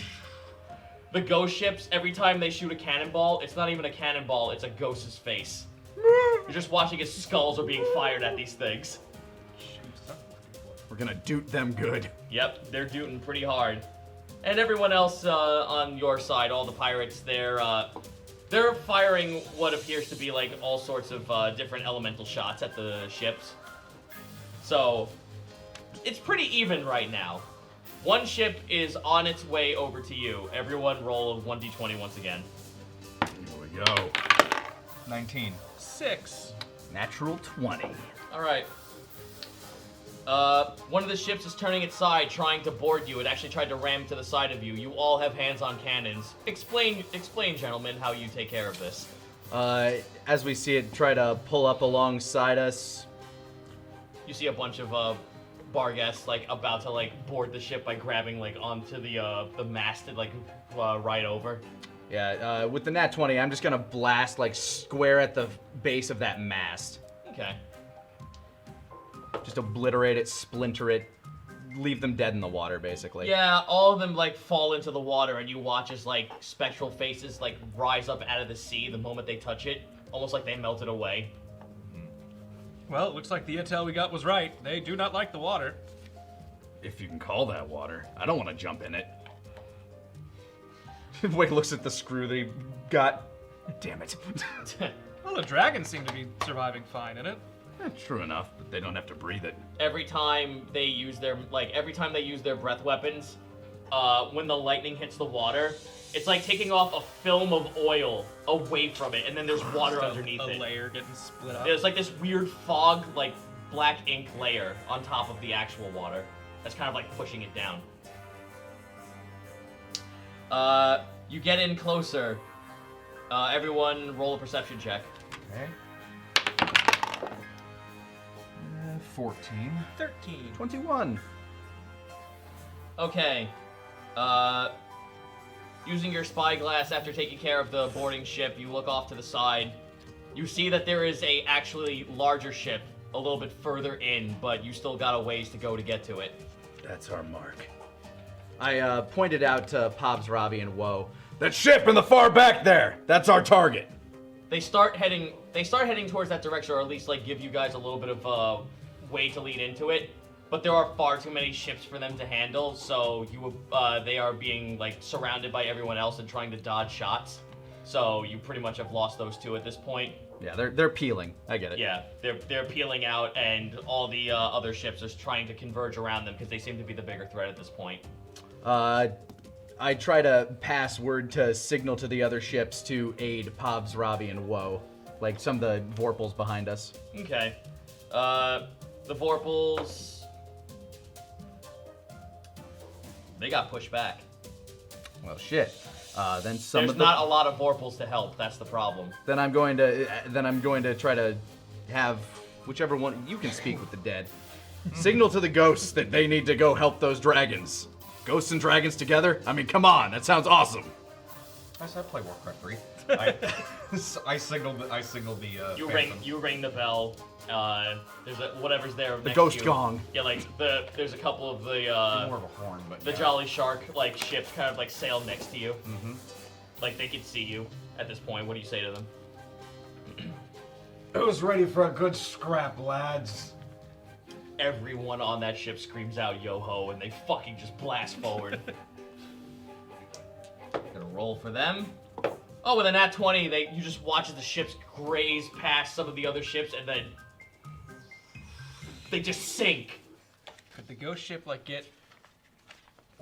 That'd be the easiest way to board. Just like go in, ha! just and then hop off. That's kind of how they do it. Like, they go in, you watch as, like, all the other ghosts kind of, like, appear, and then just shove all the crewmates on the other ships off into the water. Super Return of the Kingdom. And then the water just fucking, like, the water just eats the fucking ship.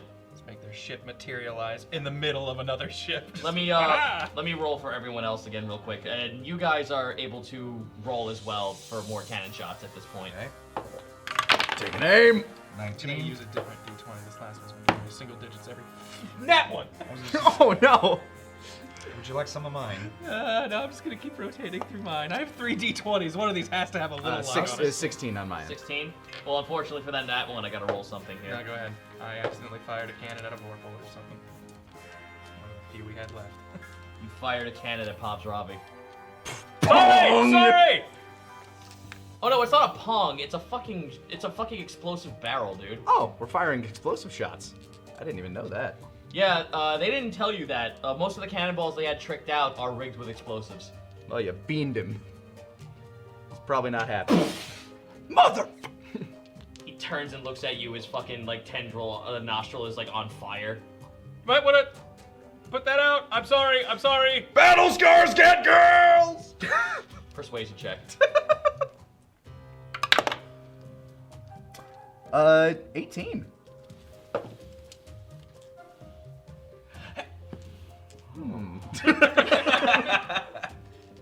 All right, so what were your rolls again, gentlemen? I had a 16. 19. 19. Yeah, you're making shots at all the ships that try to get past you. None of the ships are able to get close enough because on the other side of the ship, you got everyone else on the crew firing. You got Red and Ziaka throwing fucking like magic missiles and Fireballs. Yeah, and fireballs and everything. While Ziaka's throwing Eldritch Blast, you watch as Red kind of like spirit bombs a fucking fireball over her head with a nat 20 on her wild sorcery. I don't know what that implies.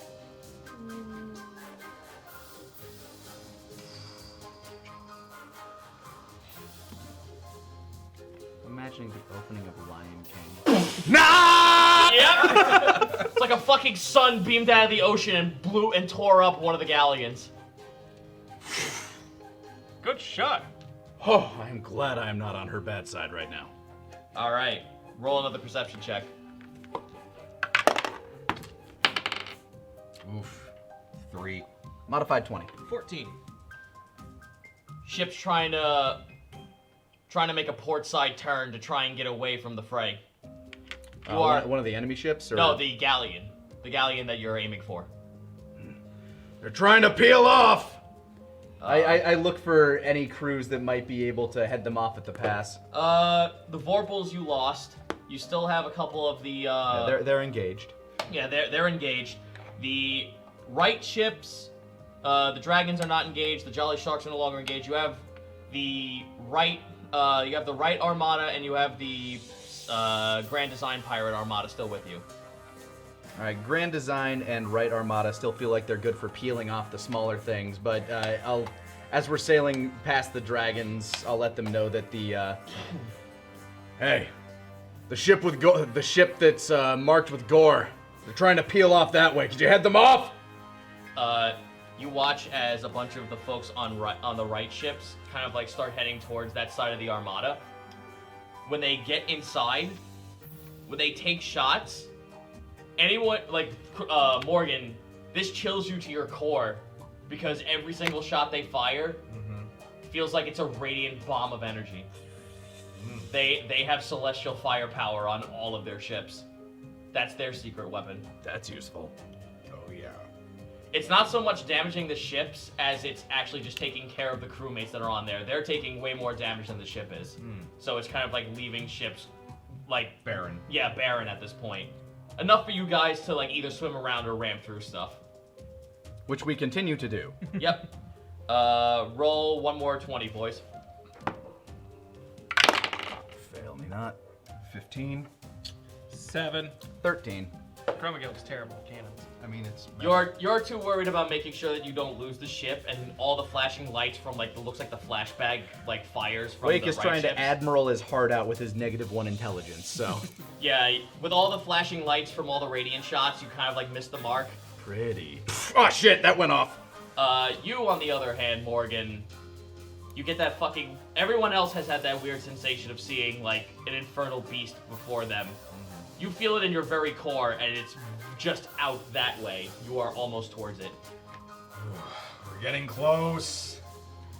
The only armada you have left is the South Sea Pirates. All right. You guys are with us. We gotta clear the way. Gonna roll for them. Oh, that's bad. Oh, that's very bad. As long as we can hold them until the big ship shows up. The fucking South Sea Pirates are getting trounced. Like, you watch, it's like one ship gone, two ship gone. All, like, they're just fucking falling. That's a lot of dead children. No, they didn't put the kids on Aw, there. no Rumbloods today. No Rumbloods. They didn't It's put Sunday. Any, Rumbloods don't fight on Sunday. they didn't put any Rumbloods on there. That's kind of fucking cool. Let's send a bunch. Let's send a bunch Child of labor laws. Yeah. Let's put a bunch of kids out in the They're middle. gonna be on the cast. To be fair, they're pirating anyway, so you already have child soldiers. You're kind of drawing the line at Armageddon. It's. Every able body. Nah, it's mostly Zosalamel's crew, Mead's crew, and Kinsey's crew that are taking hits. Oh no, I know most of Meat's crew, or at least the bigger ones. Well, the important NPCs are held back. This is his armada. This is just his foot soldiers. It's fine. These are just the townspeople that you ran into every now and again. There goes Timothy. Oh no! My baby boy! Just firing pumpkins out of a cannon. I think I got that one. I'm helping. Ready to work. God, off I go then. He'll be good if they try to board them. Yeah, so they're getting slaughtered right now, but you roll everyone. Everyone roll me a survival check. Okay. 17. Modified 20. 19.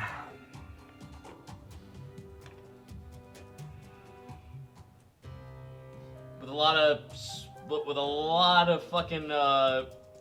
of work, you guys are able to kind of like step your way outside of the war zone. You're like, okay, look, this is a lost cause. This ain't working out. Screw them.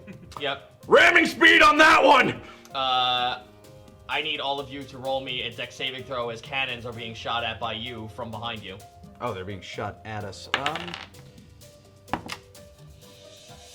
Dex save, you said? Yep. Soft 20. 11. I was trying to debate if I wanted to try to catch one. I have really high dex. But my dexterity save itself is a 26. It's not so much that the cannon hits the ship as it makes a tidal wave of the black ichor from the water like rise up and hit you guys that it kind of like pushes you to the side. It's Horrible. yeah, this fucking water feels weird. This doesn't feel like it doesn't feel like any liquid you've ever fucking witnessed or seen on this realm. Don't drink it. When it touches your skin, you feel slowed. And whose skin does it touch? I was gonna say, did we get splashed? I know. Everyone gets splashed. Like this is just like like small like flavor text for what's going on right now. When it like kind of like washes away off your ship when you kind of like move it around, it does leave holes. Oh, that's not good. Ooh. All right. Well, I would head below deck and start trying to repair, because clearly my hands with cannons have not been that helpful. Survival check. Yeah, I'd send Risp along with him because he can manipulate reality. Yeah, I have checks for this. Okay. All right, 19 for me. 19? 19 with this. Good thing you're there. Like how that sounds. Yes, This was about to turn us into a hotel. you pretty much are, you keep everything afloat at this point. Like, there's just like shit falling apart, everything's rolling all over the place. You're bashing it aside, keeping it out of the way so everyone else can make repairs. The ship kind of like, where the hole was is now patched away. Everyone roll me another d20. That's a 13. 17. 14. We got the 17? Right here. Okay. You died. No. No, this was firing cannons. Nice shot. All of you, you guys got your revenge pretty much. With a direct hit, you actually hit the side of the ship and it couldn't chase after you. Yeah, I'm guessing some of the pirates have engaged them. Yeah. Alright, well, the only thing that's left now is that galleon off 300 feet. All right. Cannons forward, ramming speed. Let's hit them along the broadside. Try to take them down with our ship. Let me roll for this. Don't worry, I can swim. I wish I spoke Klingon. I'll just cling to Barabbas I and hope he rolled- can fly with me on his I back. fucking rolled a 4 and a 5. So, you guys watch as you're getting closer and closer. You can see all the fucking, like, infernal beings on the ship. Yeah, That ship's they're- way bigger than I thought. yeah, but you're going at them full fucking frontal. This is a head-on collision. Both your ships collide. They're still intact, Slam. but everyone is lunged off onto the other ship. I'm gonna make an acrobatics check to try to land on my feet. Everyone roll an acrobatics or athletics of your choosing. 18? Is this just a check or a save? No, 19. Save. Sorry. Save? Oh, saves? Yeah. Then instead of a 20... Oh wait, no, that's still a 27. 27? For me, that'd be a 17. 17? 19. 19?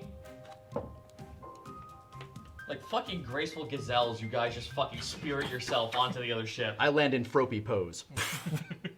I land with my axe just out, like the rest of big guys in Bloodborne. You now see before you like a sea of tieflings and Barghest, like just ready to come at you guys as the rest of your crew just fucking run behind you and take point. And this is where we move over to the map. Oh boy. That is an old map. It's gonna transition over. It do will not worry. transition over, mark my words. I just need to fucking open up my shit now. Now you! Yeah, this is the last time we used the map. The last time we ate a demon. Oh yeah. I almost died. Let me know when and I'll switch it over Yeah. Okay. for now. Alright. Oh boy. Oh, here we go. I'm seeing it. Okay, now we should be good. Oh, the Blargus looks really What the cool. fuck? Why is it still doing that? Needs to refresh probably. Oh, you wanna scroll down. Roll 20 is kind of weird. You want to scroll down? There you go. There we go. All right, gentlemen. This is the very front end of the ship, and you see a long and winding road of battle ahead of you. Everyone roll initiative. Okay. Here we go. Potentially one last time. Ooh, 21. 7. Of all the times, this would be a 8. I have all these points in decks. What good are they? Okay, so now I need to roll Yeah. for the rest of your crew. And anything that anything I do to attack. Since you guys decided that Roy, Nedra, Valtara, Grammy, and Risp were the more important ones to stick with you on the team, they will be here in the fight with you. They managed to be the ones that landed on the boat. No, Everybody everyone else is- everybody everyone else- else is on the boat. They've just all kind of. Everybody else is dispersed. just trying to push borders off of our ship. Mm-hmm. So Grammy, unfortunately, not very fast. We're gonna name it the Yeldon 2. Grammy. This means nothing to either of you. That's a Yeldon. Why? Why? I knew a Yeldon. He seemed like a boisterous fellow when he traveled through my woods. Those About a couple hundred years ago. Okay. didn't you, think much of. You were an 8, yes? I was an 8. Alright, Wake, followed by Chromagill. Some would say I'm a 9, but Okay, next is... Nedra got a 6, so that's not happening. good. At least I'm faster than Nedra.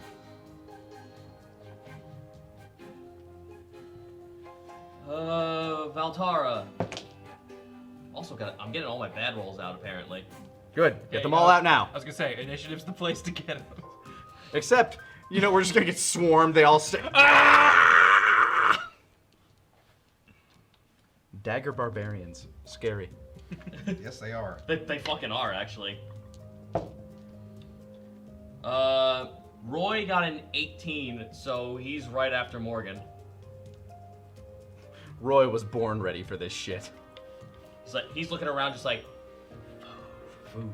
Consumption, minerals, materials. It's like that scene from Cloudy with a Chance of Meatballs. Gummy bears!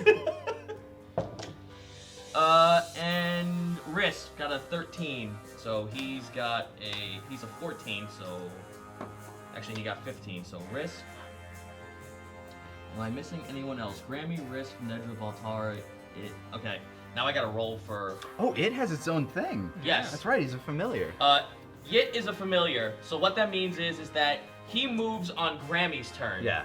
And he acts as a conduit, so if she wanted to cast a range spell, she could use him as a conduit. Okay. All right, time to see his world-destroying powers. Well, anything he could do, Grammy could do as well. Right on. Alright, so now I need to roll for the first set of engamies you have. The baddies. Wave 1. Don't laugh, that's probably what's gonna happen here. I'm not. That's why I made the reference. We just need to hold them off until the ship can get here. It's fine. It's horde mode. It's fine. I played Left 4 Dead. Well, remember, this isn't Garlux's ship. Yeah, we're not even on the big bad ship. We're on the secondary We're bad on ship, we're on the general's ship. and I feel like that's very important. No, he is big and he's bad, but he's not the big. He's not the big bad, but he's a big bad. I feel like he's the one we've been working towards, though. Garlux is... He's the Vader to the Emperor. Yeah, Garlux is gonna get blasted by a sun cannon, hopefully. We will... Yeah, we need like apocalyptic levels of powers to take him on, and we're here to. You have that in your back pocket, just not right with you. Yeah. I mean, you have Konari. I mean, he's off on another ship right now. No, probably. he's with you guys. Oh yeah, he's on our ship. Everyone who He's with his moms. his moms, yeah. She's like, "Are you my mom?" No, shut up! Shut up and kill! I'm not ready for that responsibility. But are we though, honey? It's not yet. This is like that scene from Pirates of the Caribbean where they ask Barbossa to marry them off while they're fighting. Yep. I'm sorry, I'm getting this. No out. worries. You have a lot of things to I have keep a lot of track math of over to there. keep track of. This one. Oh, I guess two. God, fucking assholes are not speedy at all. Let's see if I've got the spell slots. What? I'll use all of my spells at some point throughout this fight. Oh, there we go. Holy shit. All right, yeah, that ties up with Morgan. What's your DC? What's your AC? I'm sorry, Dex. My dex? Yeah, what's your Dex mod? +4. +4? All right. Yeah, you're not faster than this thing.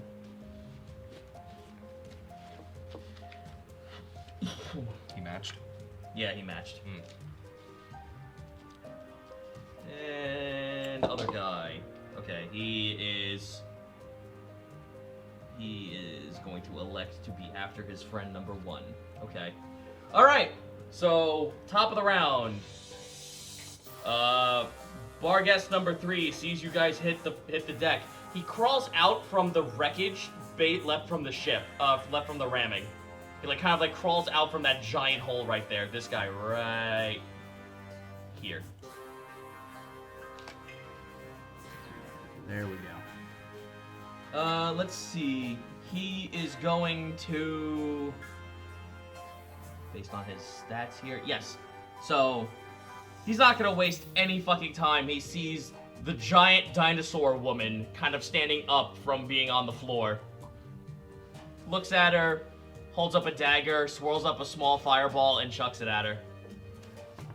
Yeah, not fucking around. Well, even with a spell of +6, yeah, he just missed Valtara. Valtara, like, ducks her head, and she adjusts her glasses.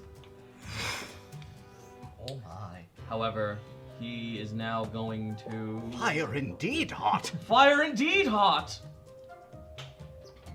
He's gonna run up over this way. Jumps at her for a slash attack. That will hit. Valtara is taking 10 points of slashing damage. Oh, poor Dino Mom. Okay, next up is Morgan. Okay. Sorry, real quick, before we move on, there's no music coming in for any music channel? I don't know. We're just going. We'll add it in post. Okay, people just like, Not much we can do when we're live. okay. Let's see here. Just make a note to the editor. Yeah, roll 20's been really slow. Give me just a second, gentlemen. I mean, what do you want to do? I can probably... Right. Yeah, he's got a mouse. Yeah, that's true. Let's see. Because you can ping areas if you want to move somewhere, I think. Yeah. Right. Yeah. You want to move there? That was me. I was just that- giving an yeah. example of pinging. Let's see. I should be in range to shoot the Largus that hit Voltara. Would I take any penalties? You would, because you have to Okay. you have to shoot through all those people. Okay. But you can maneuver yourself like over here and you'd be fine. Like in front of Roy. I think I'll do that. Okay. If you want to move me in front Yes. of Roy, and then I'll take Take the shot at him. the shot. Go for it. Does an 18 hit? It sure does. Okay. That's 9 damage total. Very nice. Okay. And with my extra attack, I'm gonna attack the other Blargus that's adjacent to me. That one right there. God, this tablet's slow. Nat 20. Very nice. Go ahead and hit him. With double damage. Yeah, boy. So 2 plus 4, that's 6. Double that, that's 12. 12 points of damage. All right. That is it for my turn. Ooh, that tablet's a thinking. It's pondering. You just watch Morgan have like comes up and gun katanas like fucking. The guy holds his arm up to throw the knife down on top of Valtara, and like you shoot it out of his hand. Next is Roy. Now here's Roy. Get him, Roy. Wait, just taps him on the shoulder. Feed. You just watch as this giant, like, he's kind of like hulking. Like, again, martini glass, like this white martini glass being with like a trash can lid for a face with rows of teeth. Kind of just like saunters on over. Like he doesn't even fucking like run. He like runs like this. Wibble man. Grabs with both of his arms, latches into this thing. Bites on him. Fucking hell. Alright, so with that... So while he's biting him, he does get the bite on him, so that works. Okay. He does have an extra attack too, so a good thing about that is as a bonus action, you guys watch as he materializes out of his hand, like from the middle of his palm, this weird crackle of energy appears, and he forms a hammer with a mimic on the end, like a mimic chest on the end of it, as the hammer itself. I did deck him out with all his minions. Slam! Oh, 20! Ooh. So he takes a bite out of this guy, like rips like a good chunk of his throat out. He's just. Let me roll the damage. Wish. Here comes the Gallagher. Yep. So that was plus. Oh my god. Alright, well that was max damage on that. So that is 9 points of damage on the bite. Followed by. Nice. 2d8. 8, 9, 10. 20 points of damage. Kaboom. Jesus. Yeah, he killed it. Wow. You just watch as he takes a bite out of it, he gets a taste for it, like his tongue like lashes around the side of his teeth. And just to finish the job, Just imagine he swallows it like a duck. like a pelican. Yeah. Oh. Shifting it down his gullet. Yep, so number 2 is dead. Actually, I should get a better icon for that. The red X, yeah. Yeah, there we go. Okay, 'cause the other one looks like Hunter's Bark, which I use that for. Next up is Riss. Get him, reality bender. Riss kind of like peers over to the side. Actually, he's fine where he is if he like stays right here. I'm gonna move back. No, I can still do this. You watch as he like holds his hand up. And, like from around his wrist, there's like this weird arcane circle. And from within that circle, there's a fucking weird pulse of this energy. It like looks like it's making a mirage around his hand, and it turns into an orb. Morgan, you're watching as the astral plane is given physical form. Ooh. Throws it at the guy. He actually grabs him. Let me see if he rolls a wisdom save out of that. Oh my god, he does it. He fails. Risk cast fucking Misty Step on the creature over the hole. Is that it? Huh. Let me roll that damage because he falls 30 feet. Risk got a kill. Nice. Oh, Riss. He has one more attack. He looks over at the guy on the side. He's not really an attacker, so you just watch he like whips out a small little hand crossbow. Blargas completely fucking gets whiffed out of that. Next up is Grammy. I've been waiting for this. Does Grammy want to fucking just blow one of her better spells right now? I mean, if she just wants to clear a junk mob. I'm assuming these are junk mobs. You don't know. 2 of them have died in the first turn. Yeah. Makes me They're feel like putties. This isn't the toughest of the bunch. We haven't had to like again, send we've had tie good up luck. yet. Very true. Grammy has Acid Splash. Like, watch as she materializes her cauldron right in front of her. She's like, let me see where I can move her, because I can move her and it. The lovely aroma fills the air. Yep, right here. She just kind of waddles over to this one. Can you you smell what's cooking? And Yit kind of like floats right here. Acid Splash. A 19's absolutely hitting. Yeah, typically. So, Grammy with an Acid Splash. Actually, no, it's a dex save, I'm sorry. Yeah, I thought. So that... Yeah, no, she hits. Oh. Grammy gets a nice hit in for 2d6 damage, 2d6 acid. Nice. Unfortunately, we have learned a lesson this day, as the acid just blows right over it. Not affected by acid. Good to know. Nope. Good thing I got rid of that acid staff. Yet, squints his eyes. Not a fan of this development. Watch as he opens his mouth, kind of like snaps back. What does the represent? I'm about to roll for that. All see right. what even happens. Weapon breath. Oh. Yep. Weapon breath. Yit has a weapon breath. And being a fairy dragon, his weapon breath is psychic damage. Okay. Just watches Yit kind of like opens his mouth, and you hear like this silent like dog whistle scream come out of his mouth. And the thing's ears start to bleed, and he like holds his head whining in pain. Oh, fuck. Well, that's nothing to sneeze at. Good hit. Okay, next is... Sorry, we have a whole bunch of characters to go through. We do. Crowded battle. Wake, you're up. All right. Wake's going to run towards. Oh, Wake. Hold on. Accidentally selected everybody. There we go. Wake is going to run towards this guy. Do a little juke, parry around this way. And Wake's just going to try to like juke around him, like spin around to get behind him. And he's going to try to German suplex him over the side of the boat. Roll an athletics check to grapple. Grapple time! That is 19. That's my grapple check. He He's too slippery. He gets out of the way. Motherfucker. Then. You try to grab him. He's too small. All right. These are technically like halfling-sized creatures. I get that. Didn't expect him to be quite so dexterous after. With a 19 plus 7 in dex. Plus 7. Holy shit, they're godlike. Then, since that is my move and my action, I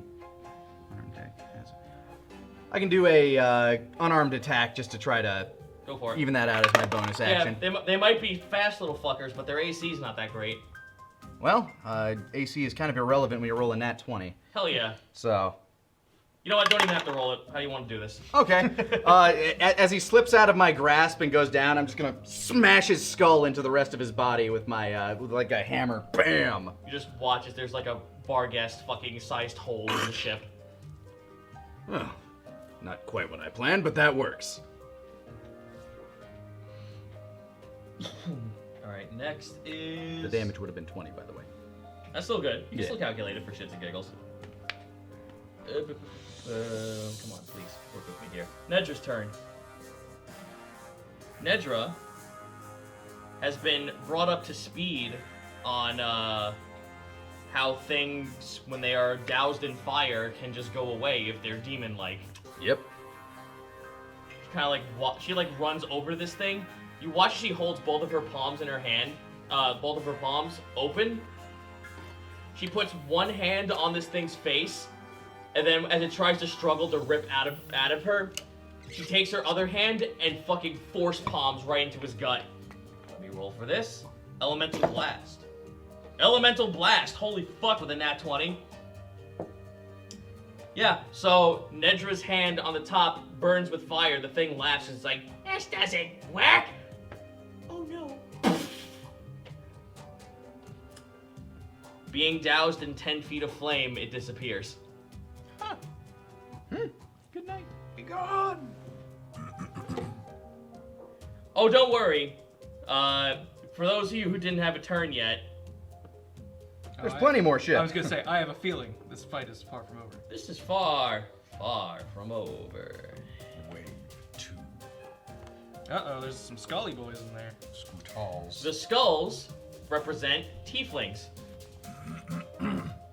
There are more bar guests up ahead, and there are tieflings going on.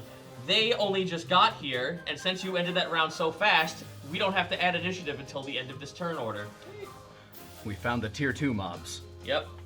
Here comes tier 2. The elites have spawned. Chromagil, it is your turn. All right. Also, this guy is fucking gone too.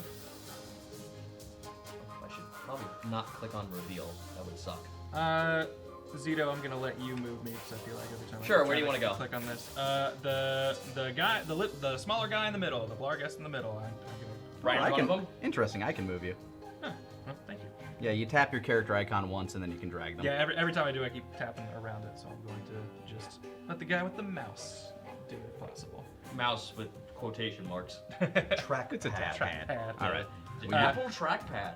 Yeah, up in Anyways, front of this boy. It just works. I'm Steve Jobs. The chat is very distressed that Nedra is marked as dead right now. Oh, Oh no! I don't know. Dedra. Yeah, I I don't was know. waiting for you to figure it out on your own. Nedra, not Dedra. My bad. There you go. Okay. Most of my stuff revolves around helping buddies, so if I'm the one on the front line, I'm just gonna swing on this guy with my big ass axe. Oh no. Which, as always, has the first I need to make an athletics check to see if I can even properly swing this thing. Hoping to break a 15 here. Do it! So that's gonna be fine. Word. Now to actually swing to attack. Which will be a 19. 19 will hit a Blargest. Hell yeah. Alright, let's fucking bash this guy with 2d12s. Oh, that's right. I gave you a weapon as a 2d12. Jesus Yep. Christ. And I love I great try weapons. to use it whenever I can. That's going to be 10 plus the strength bonus, right? Yep. Yep. So that's 10 plus 3, so 13 damage on that swing. 13 damage. Good hit. Sizable hit. You kind of thwack this guy. His jaw kind of like alters 5 inches to the right. Well, I'm not done. I have extra attack. Let's see if we can do that again. I break the strength check. Does a 12 hit? No, it does not. All right. Well, I swing a second time and miss. Whiff. Slam it straight down into the deck. Yeah, like you hit him so hard, he kind of like staggers over, and then you like try to swing down on him, and it doesn't work. Oh. All right. Next up is Boopy. Good old Boopy. My favorite member. Well, unfortunately, it was all the other characters' turns, but they're all dead, so now it's Valtara's turn. Unfortunate. Damn it. Valtara sees you taking shots at the one dude. She's got a crossbow. Actually, no, she's got a pistol. She upgraded. Takes a shot. Bully. Unfortunately, because of the way you hit this thing, the shot kind of like veers off and it misses. She will spend a study point to focus on the tiefling since they are a new threat. All right. Player 2 has entered the game. Let me roll this. Okay. Well, apparently because of this ability, anyone who hits any of the tieflings within this next round gets advantage to hit. All right. That is her Might turn. change my plan a little. All right. So since we're at the top of the order, these guys get to go now. Tiefling number 1. These tieflings look like bone devils, by the way. Okay. So they're long and lanky, and their skin's like this weird porcelain, and they have spikes everywhere, and a really long protruding tail with a needle at the end of it. Oof.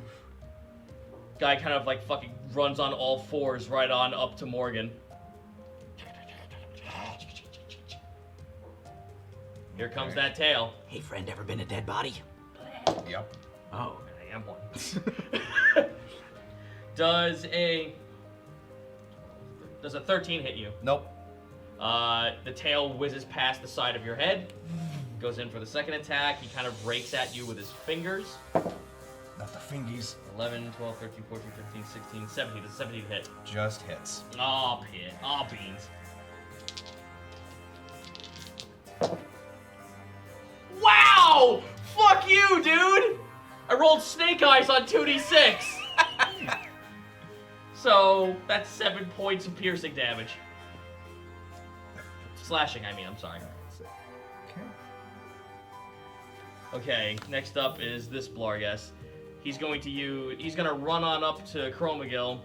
Since there's another one of his friends right next to his vicinity, he gets attack rolls against you due to pack tactics.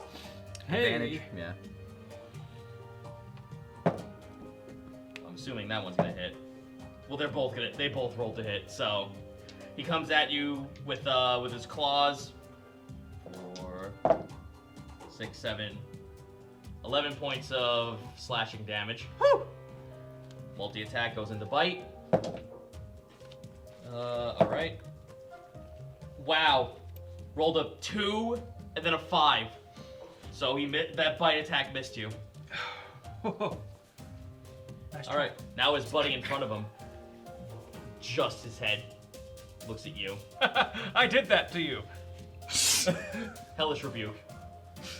Oh boy. I believe Hellish Rebuke is a... Pretty sure it's a reaction, isn't Yeah, it? it is a reaction. Yep. So actually he can't do it then, never mind. I forgot about that. Should have done it earlier. That's okay, he'll just do Firebolt. Oh no. With a nat 20. Well, that's gonna hit. Probably. 3d6 fire. 4, 8, 9, 13 times 2. Big roll. That's almost half my health. Good thing they gave you that health thingy. Next up, other Blarghest. Smells blood in the water. You've been using that 10 temporary hit points, right? Yeah. Okay. Smells blood in the water. Saunders right on up to you. Another attack, another advantage. Oh boy. Pack tactics is no fucking joke. Natural 2 and a 3. Well, he missed. It's a bit of a joke. He missed on the first hit. Now he's gonna go for the bite. A 9 and a 6. So 9, 10, 11, 12, 13, 14, 15. Does a 15 hit you? No, it does not. He missed. Think you're tough, do ya? Now the tiefling. Why does everybody hate Chromagill? Oh no, he's not gonna go with Chrome. Well, Because I stepped Yeah, up he front might. first. you know what? Now, seeing this opportunity, he just might. It might be good to peck off the giant tank man. Yeah. Saunter on up to here. Don't worry, boys, I have a plan. He does not have pack tactics, So so you were he about doesn't to get say he advantage. does not have a plan. But he does have a +2 to hit you because he's flanking. Hi. 9, 10, 11 to hit you as his tail whizzes past your head. 11 to hit? Yeah. That is All right. He gets back up. He looks at you. All right. Well, his tail didn't work. How about metal tail as he whips out a fucking cutlass? Oh, I don't like that. Don't worry. He rolled a 2, so he rolled a 4. He completely whiffed. Chromagill is surrounded by all of these, And they keep people. swinging and missing. How do you miss the giant mushroom man? Oh, oh. Some of them are probably glancing off armor. Okay, back up the turn order. Morgan. Okay. Maybe 20. I'm going to slash at the tiefling in front of me with my departing. 22. That will super hit. Okay. 8, 7, plus 3. That is 18 damage. And then extra attack. The one that hit you, yeah. Okay. Yeah. And does a 16 hit? It does. Oh. Let's see. That's 1 and 7. 8 plus 3, 11. 11? Yeah. Very good hit. He's not looking too hot, but he's still standing. Mm-hmm. You kind of like chop off a good portion of his fingers from his long, spindly hand. Just Nubs. noodle fingers. Okay, is that your turn? Yeah. Next is Roy.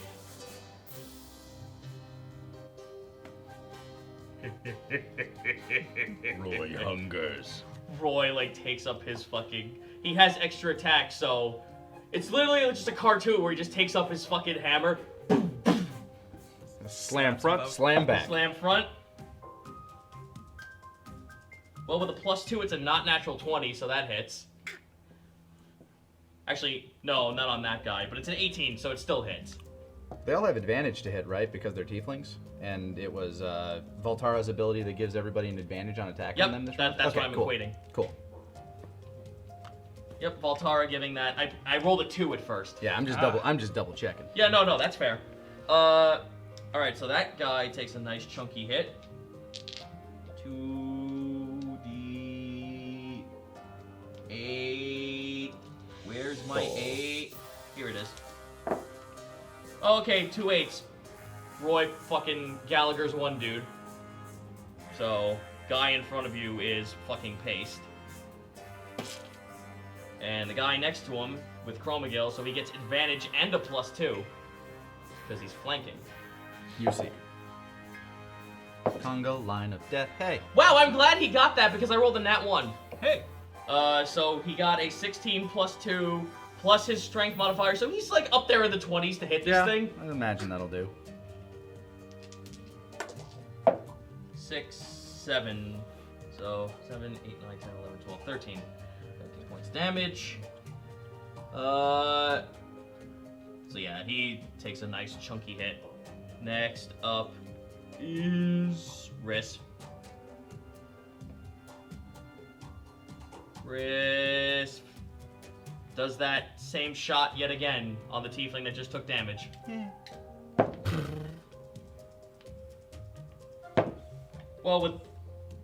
Yeah, a 23 to hit.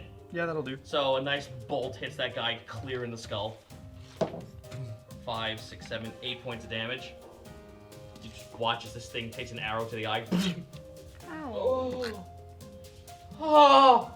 Oh! That's a new kind of headache. Followed by Grammy. Grammy's not gonna do anything. She just points at the Blargest. She points. Yit kind of just like flutters on next to it. Fly, my pretty, fly.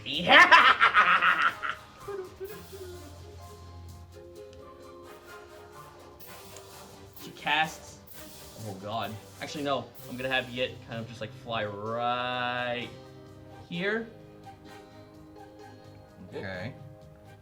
Grammy cast Thunder Wave. I think that means you have to make the save too. Brace yourself. Oh boy. Oh yeah, that's right. Shit. It's just a cone. Yeah. It's a It's a 5 yeah, it's adjacent. a 5 foot. So 5 foot adjacent. All right. So you know what? Fuck it. I'm gonna have it over here then. Plans it out a little better. Yeah. it is a con save, which you are. Okay with. Yeah, that's kind of why I'm like, do you want to tank the con save or do you rather not take damage? Would it be hitting? Would it be hitting more things? If It would be hitting more things if it was near I'd say you. go ahead. I'll handle the con save. All right. So roll a con save. Con save on the first. I shot a look to Yit, and we both nodded in agreement. Right. You sure? Sure, you know what? He's a Here, creature. try one of mine. He's a creature of nature.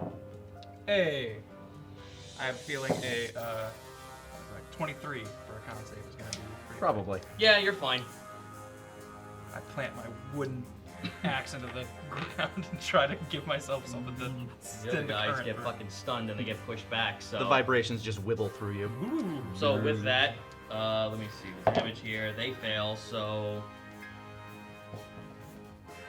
14 points of thunder damage, and they are pushed away from you.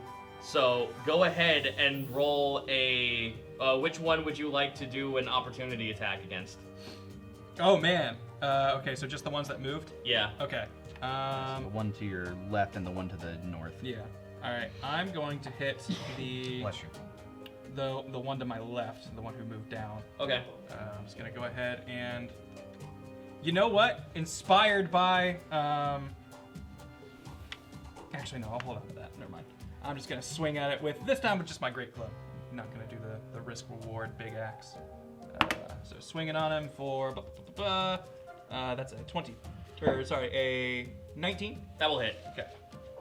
And that's a Bless you. Thank you. that is 12 damage on that. Nice. How do you win this? Yeah. I slam him fucking hard with a great club. Just, I see him move, and then just he looks up, and all he sees is the shadow of my club coming down on him. Wide-eyed that gets wider. A real artistic shot where the club is coming down, and the next shot is just the ground from underneath, and you just see a demon shoot down. That'd be hilarious if the demons you're pummeling through the deck actually goes through the whole of the ship as pegs. Just- Yep. Well, if That was Look. Grammy's turn. quick story. If they weren't gonna stop surrounding me, my next plan was going to be I bludgeon the ground and make a hole and bring us all down. Siege breaking. Yeah. Jesus Christ. Okay. But Wait. people you're started up. moving, so All it right. stopped being an idea. We're gonna start by moving right here. Yep. Then this tiefling over here is going to need to make a dex save as he gathers as much water as he can to wrap around him to try to pull him into this hole. You have advantage on this. I have advantage on his dex save? Okay. Well, yeah, you know what? That's fair. It's attack rolls, so that doesn't make any Yeah. sense. I'm sorry. Okay, so 12, 13, 14, 15, 16. That saves, but he still takes half damage. Okay. So let me roll this out. 8. Holy shit, 16. 23 divided by 2. That's, what, 12? We round up? Yeah, we round up. Alright, so he takes 12 points of bludgeoning damage as he gets slapped across the face with a pillar of water, which dissipates and doesn't pull him towards me. Are you gonna do anything else? I'm gonna finish up my movement and move over here next to Chromagil. Okay.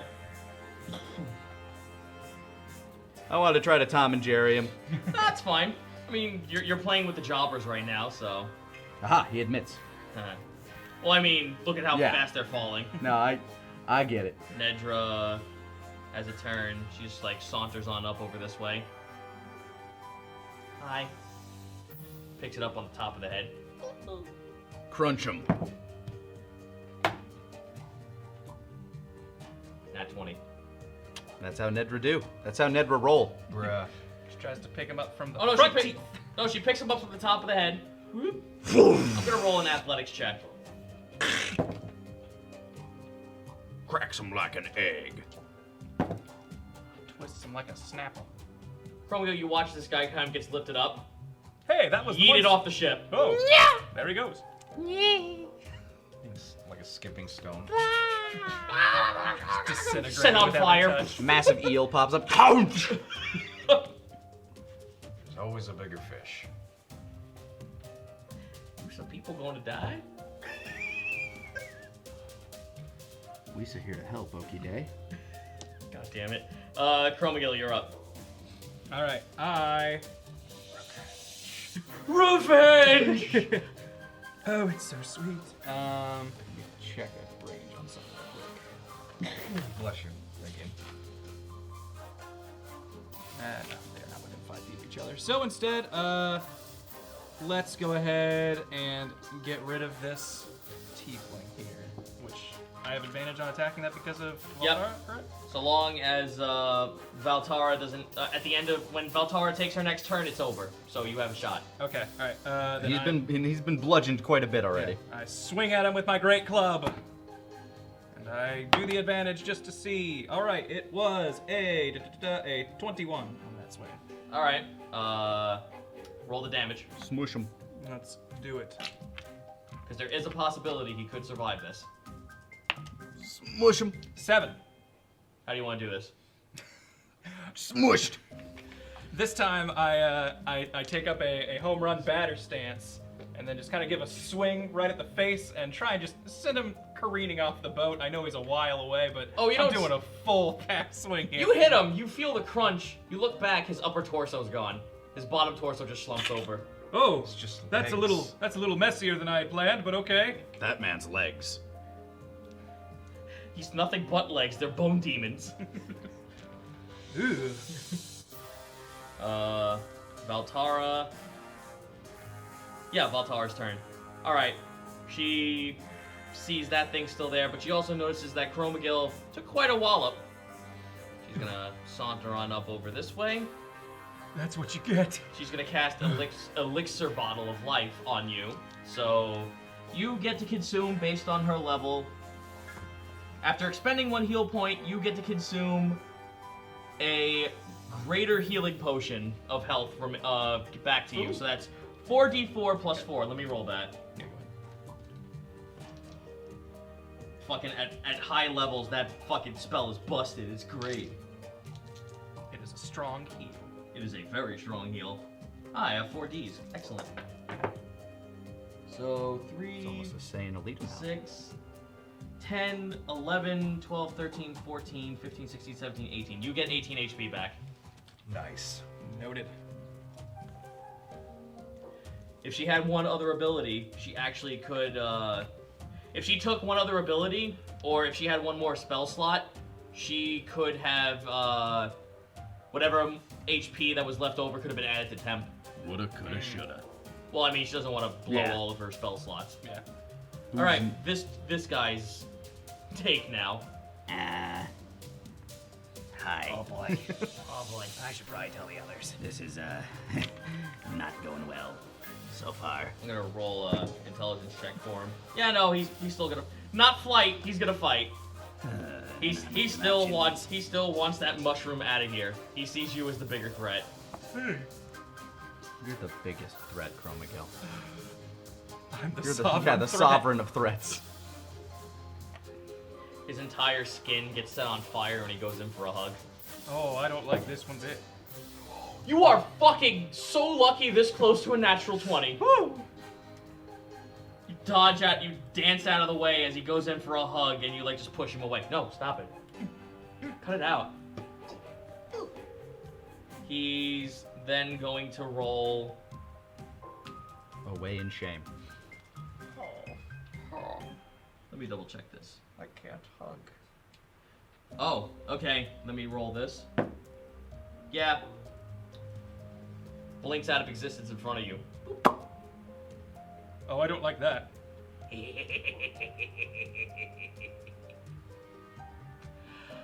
Nothing personnel, kid, as he goes at wrist with a knife. Oh, yeah, that hits. Uh-oh. Little Risk, no! He can't die. He's meant to be a god. Risk takes 12. Risk takes 8 points of damage as a knife gets plunged into his back and down his spine. our baby boy. And a Risp does not have a lot of HP. Well, actually, no, he has. He has Funny a enough, decent amount. Risp has a chunky amount of HP. He has 53 HP at Yeah, max. he's solid in his new form. Yep. All right. We're back up the list. So, and once we end this portion of the fight, we'll take a quick break. Okay. Morgan. All right. Shoot at Blargus that stabbed our little boy. Does an 18 hit? Yeah. Okay. Oh no! I'm a genius. Oh no. Oh, max damage. That's 10. 10. All right. Cool. And then my extra attack. Bless you. Now, does a 14 hit? No. Okay. Next is Roy. You guys watch as this pseudopod fucking tendril comes out of his mouth. Like a Pez dispenser, his mouth opens and it comes out and it goes for a grapple on this thing's leg. Yeah. Yep. He grabbed him, and he yanked him close to him. And because it's a tongue ability, because of the mock, he has a, because of his pull feature, he also has the mock ability that when he hits someone with his tongue, he does 1d4 plus his strength and bludgeoning. So, max damage. Okay. So, for 8 points of damage, and Risp gets to attack, gets an opportunity attack with a short sword. Risp gets his revenge. You watch this thing, he's getting pulled. Risp watches this thing get pulled. He just holds his sword out in front of it.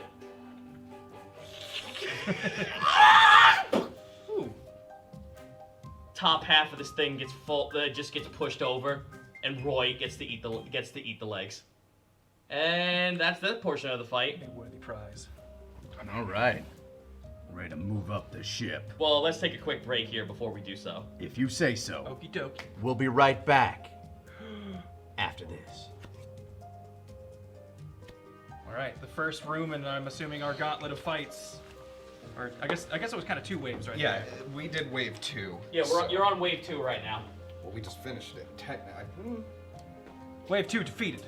Wave 2 is dead. Yeah. The What is- music. I've been switching between map and cam. Just switching to map when it's important. What's weird is there should be a cam on the map. I don't know if that just didn't get adjusted. Maybe. It used to have a camera on it, like down where the card is. Well, it doesn't currently, so I've been, when you guys are just sort of talking about the flavor text, I switched to you. When it's important, look at the map. We can probably change that up while we're on break. Yeah, I was actually gonna say if you guys wanted to look into the music while I read off these things. Yeah, music, as far as I can tell, it's not on the computer. We're Really? just gonna have to add that in post, I think. Okay. Just make sure to give that a note. I think is it Ant that edits these? I think Jesse's editing Okay. these, but my question is I don't know where they'll find that music, so I'll figure that out.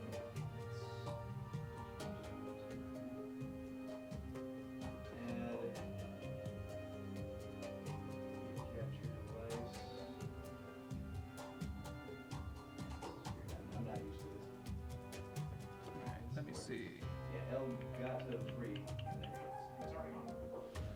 Okay. Looking here. Where's this one that I just added? That one's at the top.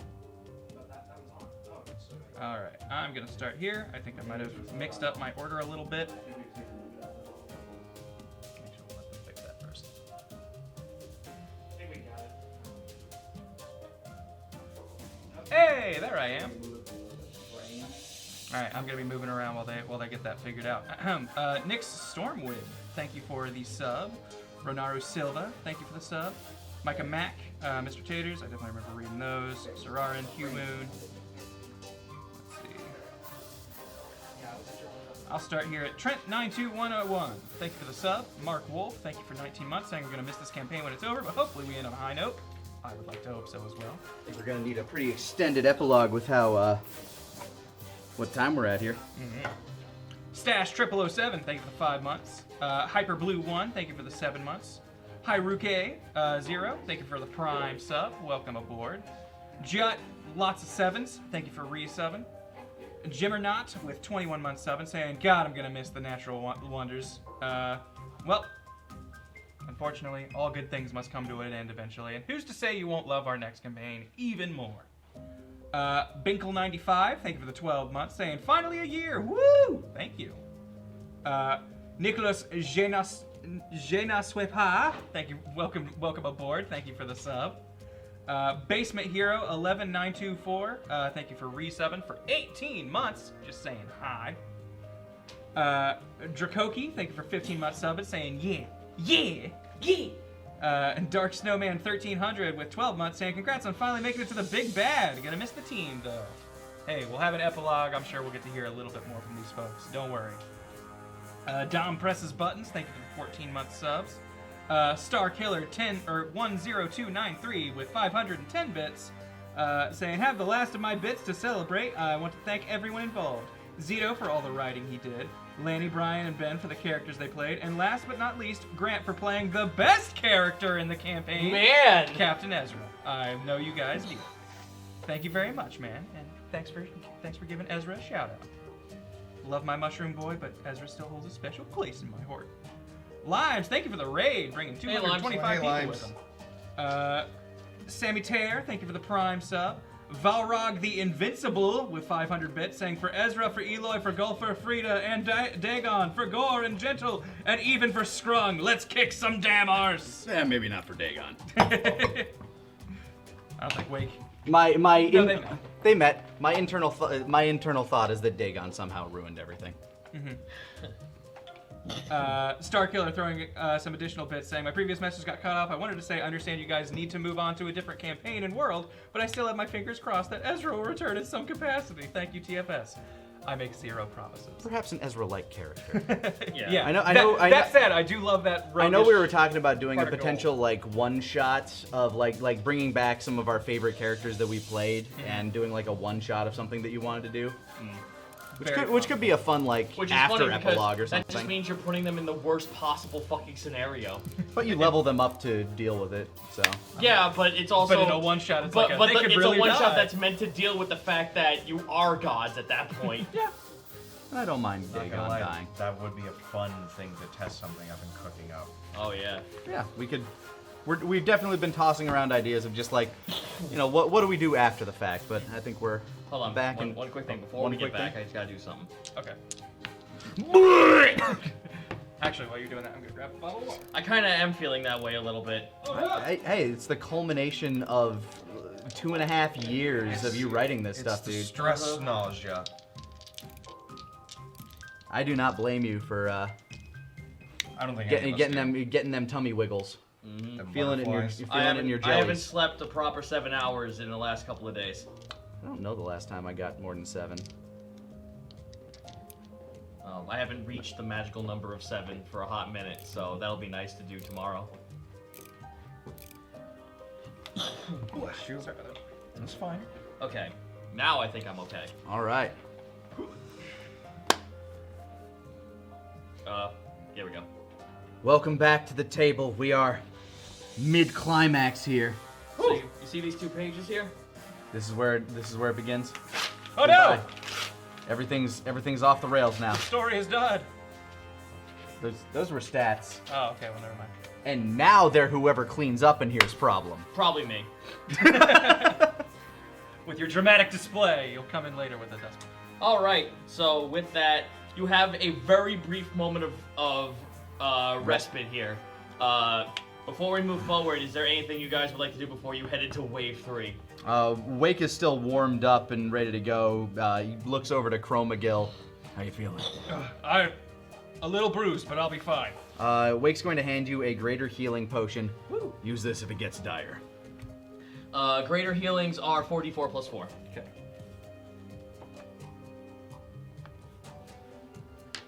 I bought so many of those when we found a place that had a good deal on them. So these are my last 2. You have one of them. Just sticks it into his cap. Are we good? We good going forward? Oh, Wake. I think so. Yeah. Morgan can I have muscle no through other this. Alright, preparations. so now I have to do the best part ever is move everyone. Don't touch it. God, my fingers. Your fingies. You can do it. I believe in you. So long as it's not in the middle of the mast, like Right. you can just move around it. We'll just pretend like the middle part where the actual fucking pole of the mast is where you can at least wander around. Yeah, don't worry about the big sail. That's clearly above where we'd be standing. I'm just imagining like the beat 'em up, the arrow going bing. Go, go, go. Now this area gets walled off. Now we can assume that any sort of stragglers that were back there in the heat of battle that we, just didn't hit, that's where the rest of our crew is. Oh no, you're about to see what that's about. Okay. I see two relatively large circles at the fringe there. Oh! Oh, there they be. Scroll up. I remember. Yeah, it's scrolled. Oh, you Oh, scrolled it. man. Oh. Well, hey, there's the squad. That's where the rest of your compatriots are fighting. That's where they've been. They went all the way to the rear of the ship. Yeah, they kind of like push forward. Oh, come on. We still don't see the guy. Nope, but you see two Galbrazu right there. I've fought two of them before. I'll fight two now, because I don't have a choice. All right, well, they're gonna get to go first, so... Drat! Yeah, well, that's the thing. You guys pushed on ahead, so now it's time for them to fight. All right, so Galbrazu won. Probably shouldn't have bunched up. Sorry about that. No worries. All right. A united front, move forward! All right, you get that ability, which is really fucking nice. And you get that ability. Oh dear lord, that's cool. All right, so Galbrazu number 1 looks at the big clump on the left over here, kind of like holds his pincers up, looks over to you, kind of like lets out a scream, and everything around you begins to grow dark. There is now a cube of darkness here. Oh no. A cube of darkness around myself? I will draw the cube. Okay. Just give me a minute because The cube over is here. being drawn. Be weary of the cube. The cube. It gives us power. Cube! That's a big cube! Fuck, that's a lot of cube. Oh, Jeebus. Now, is there anything that goes along with the cube, or is it just Magical dark? darkness. Okay, it's just dark. Magical darkness. All right, get ready. Dark- Where'd everything go? Dark vision does not work here in magical darkness. Damn it. I was gonna Does say, the- good thing I've got dark vision. Does any light source work? No. Okay. Magical darkness. Cannot see my arm, But this boy, which I assume is luminescent. well, this boy thinks that even he can't see it because it's magical darkness. So he's going to instead, he casts, let's see, blah, blah, blah, blah, blah, blah, blah, blah, blah. Oh, okay. So you can't see what he does except for Risp, and Risp is not any of my players, so... Top shit. However, so you don't know what he cast. Or you don't know what he even does, even. I don't know when anything's happening. Alright. I This just guy, know it's however, dark. Number 2's turn. Oh no. I hear stomping. Oh, You shit. hear stomping and you hear a as Riff lets out a blood-curdling scream Oh, as no! this thing attacks him. Wow, even with a plus 12, he missed him. Goes in with a claw attack, and you hear like stomping and Riff just like with a 17, that will absolutely hit Riff. For a whopping pincer, blah blah blah blah. Oh, okay. Yeah, pincer, so it's oh god, that sucks. That is 2d10 bludgeoning damage on Riff, and he is grappled. Stop hurting my baby boy. 2d10. That's percentage die. 7, 8, 9, 10, 11, 12, 13, 14, 15, 16, 17. 17 points of bludgeoning damage, and Risp is now grappled and being fucking viced in a pincer of a Galbrazu. And we're now back up the list. So that means, no, I don't want to open Discord, fuck off. Oh, it means I Morgan, don't want I to believe. consult the chat. Morgan, Okay, you are in that queue. You can hear, you can feel this thing's fucking pressure right next to you. if you could... Now calm down? Okay. If you could just put me southeast of Riss. If someone can move me. I got you. Yeah. Move me to little 1 square to the right, 1 square down. Okay, that's my movement. And I'm gonna cast the cantrip as an action. Exercise. You have to do a charisma check or take 1d8 force damage, and you can't move towards me for a turn. You hold your hand out at this thing. Mm-hmm. You kind of like pulse your hand out, and your magic fizzles as the Galbrazu looks at you and grins. Okay, now you know. You want to roll an Arcana check? Sure. Pretty sure we learned this before, right? They can fizzle out, or they have things around them that can fizzle out magic or counter it. That's 7. That's an 11. He casts the spell magic. Okay. Counter spell.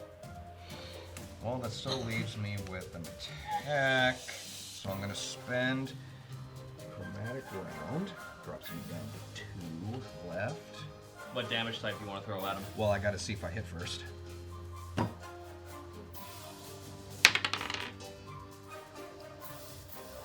Soft 20. That'll hit. Okay. And what do I roll to determine the damage type? 1d6. 1d6. Well, let's do that first. I rolled a 1. Fire. Fire. Oh boy. That is 6 damage from the pistol. Nerf to 3. Nerf to 3. Okay. And that drops my cantrip. Roy is gonna roll a perception check to see if he can just be like, Roy. food. Nope. Roy. I'm gonna have to roll to see if he goes in a certain direction. Roll for the cardinal direction. He goes north. Oh no. Okay. Is it making you select the square? Yeah. I hate it when that happens. He like runs out. Oh! Hi there. Hey! Hello! Smack him! Whack him, smack him, Roy! With a 17, the... Oh, geez. I actually don't know if that'll do it. No, it just matches. With a 17, it matches. The thing kind of like holds up its pincer to block its head, but Roy slips it around using the little like weird pivot of the mouth of the side of the hammer and just slides in and whams him in the side of the temple. Oh, my head. 7, 8, 9, 10, 11, 12, 13, 14. 14 points of damage from Roy. Second attack. Oh, fuck. What? Couldn't tell if that was Roy or him doing something for a second. Whatever. I bless them both. Nat 20. Nice! Go Roy! Told you. You want to play a Mimic next time? Hashtag blessed. You can now. Yeah, you can. It's on DM's Guild and apparently gaining traction to gold status. Nice! Congrats, dude. 8, so 9, 10, 16, 16, 17, 18, 19, 20, 21, 22, 23. 23 points of damage from Roy. Roy gets a nice meaty chunk that he knocks off a chip of this thing's fucking fangs. That's a chunky hit. Dude, Sculptor's fucking awesome. Like, Sculptor is a great class. Noted. Literally, it's just, hey. Weapon. BAM! Fuck you! Do like that. Creating weapons out of nothing. Oh, you get to choose which plane of existence it Oh, comes out yeah. of. Sounds like the best character in Naruto. Ten. God damn it. Morty. Next up is Riss. Oh no! I don't like this. Break the grasp! Let me roll to see he gets out. Yeah, no. Come on. He's out. He Oh, can't do Riss, anything. we gotta break the world together. He can't do it. He's too weak, dude. He has no strength. He's a kobold. Yeah. Grammy's turn. Just, you see her, like, if you could see her, she just, like, pulls up her pants. Let me see if she picks a correct cardinal direction to go.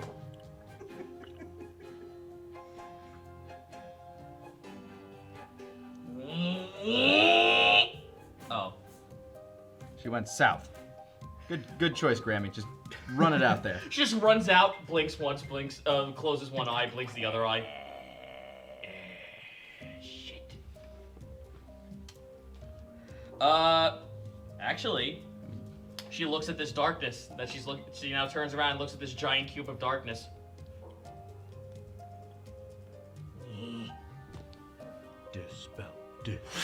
Dispel. Break curse. Let me see again. Break curse. Give me light. She has restore curse, and that acts as a magic breaking spell. Okay. The cube, for the sake of like not having to fuck around with shit, the cube is gone. Everyone can see. Hooray! Huzzah! Where is the list? Here we go. Wake, you're up.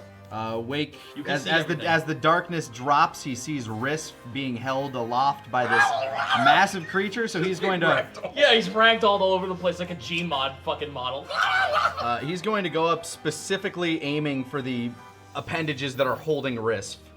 Just pulls out his trident, gives a nice flourish, runs in with a charge.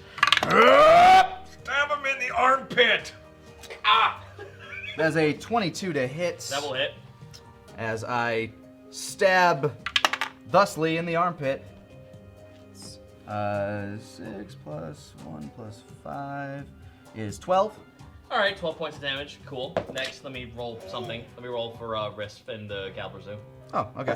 Risp is still stuck in there. No worries. I'm going to now thrust my foot next to where I shoved that spear, give it a hearty kick to pull it back out. That is a 19 to hit. Risp does not break out, unfortunately. With 9 damage to that one. And then I'm going to twirl it around and try to like crack it right on the joint with the quarterstaff section of the MacGuffin weapon that I made. Yep. I guess not technically a MacGuffin. That is a 22 to hit. And I slam down with a mighty, 14 points of damage. Very Like, nice. Whack! Adding all of that in, he's still got a grasp on Risp. He's not letting go. Well, I'm just You're doing wailing- damage. No, you're wailing on it. You're doing some pretty chunky damage. Next. Sick ass wushu spinny moves. Meanwhile, this thing is too busy just like fucking slamming Risp around the ground. Ow, stop it! Ow, damn it! Stop that! Nedra's turn. Got sharp pointies! Nedra. Wig nods to her. Do it. Do it. My turn! Yeah, Wraps her arms around this thing's stomach. Yeah, she's big enough. Let's see her German suplex this motherfucker. Give him the chair! With an advantage, it's a 27, which that thing cannot fucking take whatsoever. It is grappled by Nedra. Now I need to roll for it to hold on to Risp with disadvantage. And he nat ones it. Risp is out. It was a group hug. Yeah, I was gonna say holding Risp, who was being held by Netra. My turn! Her entire fucking forearms get set in flames. Oh.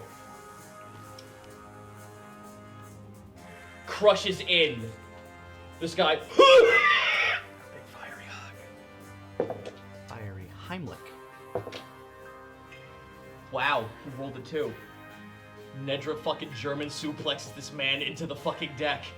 Slam! Suplex City! That's an old meme. Rolling damage for Nedra.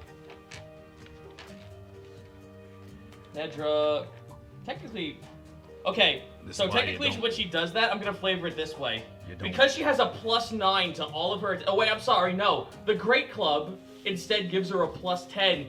She fucking puts the pointed end on the floor down and German suplexes his face into the pointed end. This why you don't funk with the monk. And because of her ability, she can choose to nerf the fire and make it magical damage. Alright.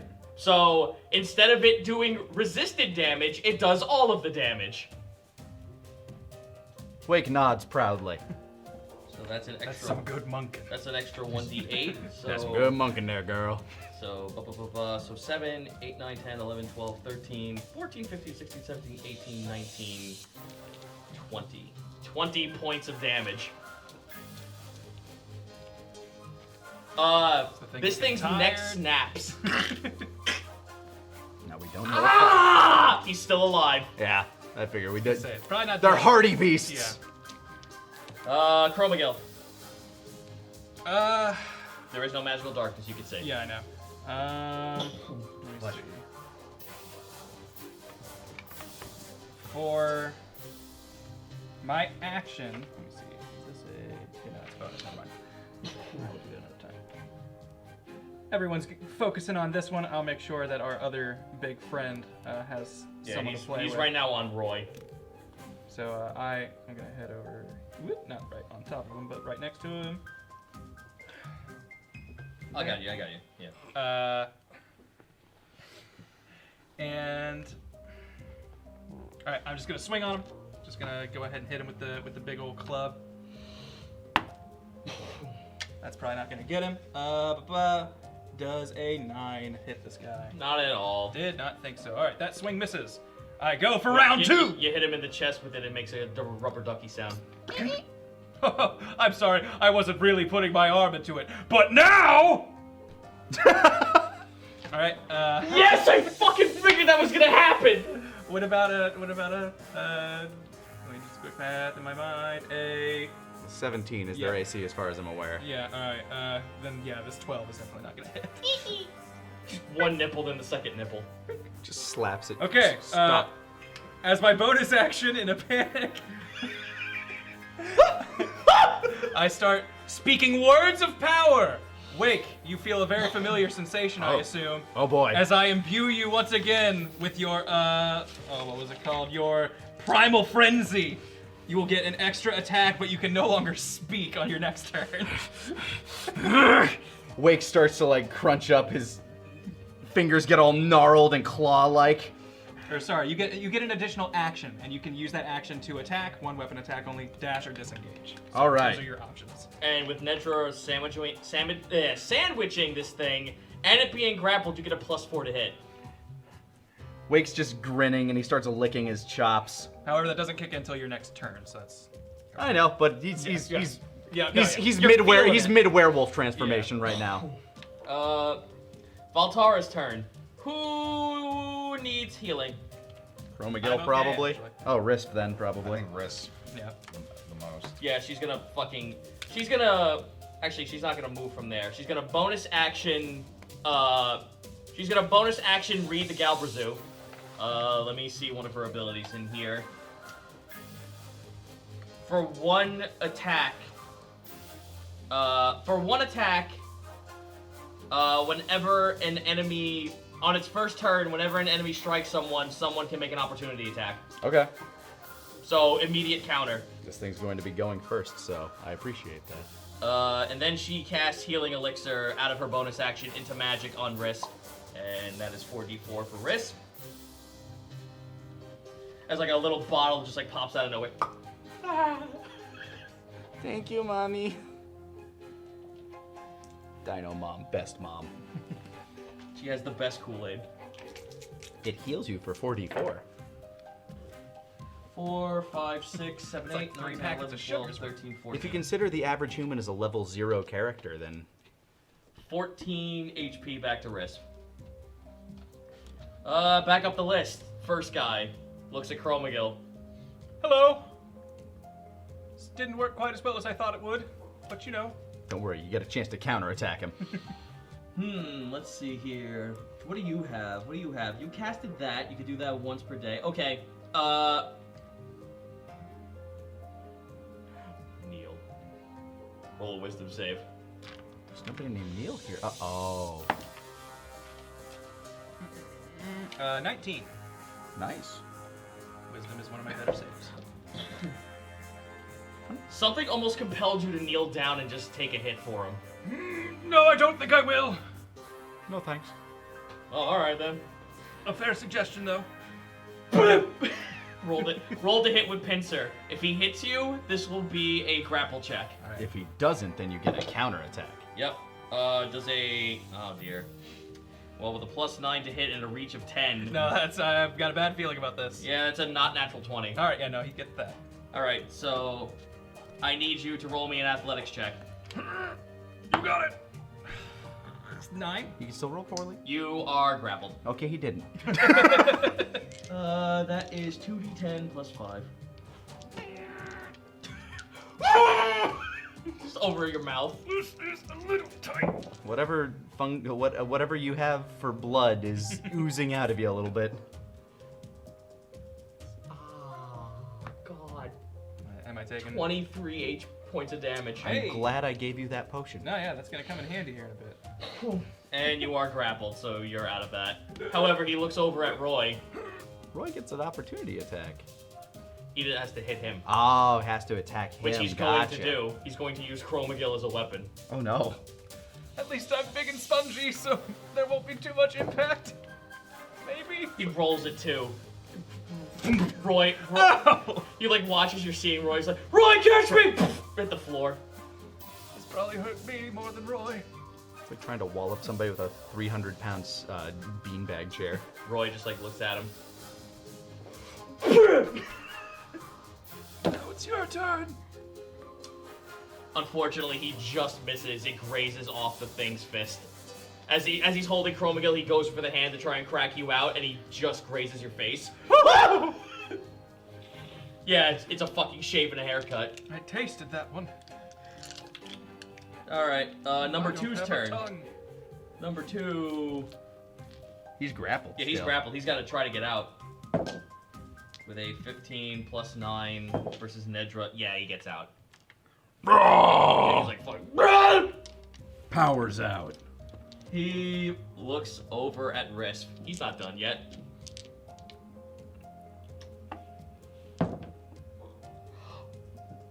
You watch as his fists and his pincers over his head. The entire area where his fists and his pincers land just upheavals and there's a giant hole. Riff just pops his head out. Missed. Second attack. Gonna try and grapple him.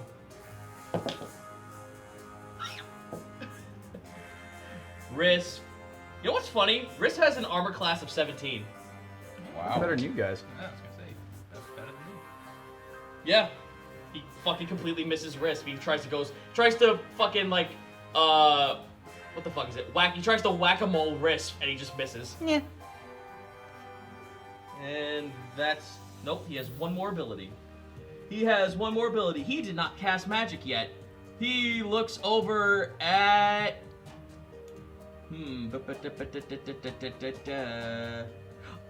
Ooh, I have a deliciously stupid and evil idea. I'm going to roll this. I need... Oh, actually, no. He has no material components at will. At will? Oh, well, here I go. He thought about it, and thus he willed it. I'm gonna do it. Oh, You know what would be fun? This. You know what would be great right now? Cube of Darkness. Oh, man. We just got out of there.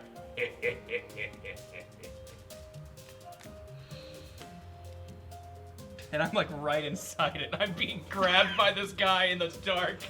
Oh man, you might think you're losing consciousness. Oh, God! I'm scared. I've never blacked out before, except Morgan. for that time I drank. Morgan, your turn. Jeez Louise. Do you have a counter spell or something?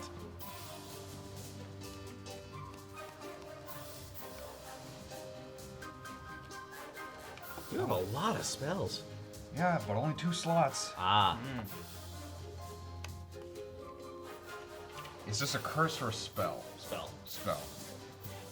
I'm gonna spend an action. Let me lower my spell slot 1 to do Dispel Magic. It's gone. Okay. Okay. It's not quite as bad as I thought. Still being strangled. Yeah, Like like over. the pins are still grabbed. Oh good, at least I can still see. Ow! Still pretty bad. All right, so cube's gone. You're like one of those office toys. Yeah. Okay. So, okay. I'm gonna try and shoot it with my gun. Shoot it. Shoot him. That ain't gonna hit. That's a 10, governor. Nope. Extra attack. Just imagine this thing surprised. It goes dark. Ha ha! Damn it! Shit! Line! 23. That hits. Still sitting there doing like an anime laugh. 9 damage.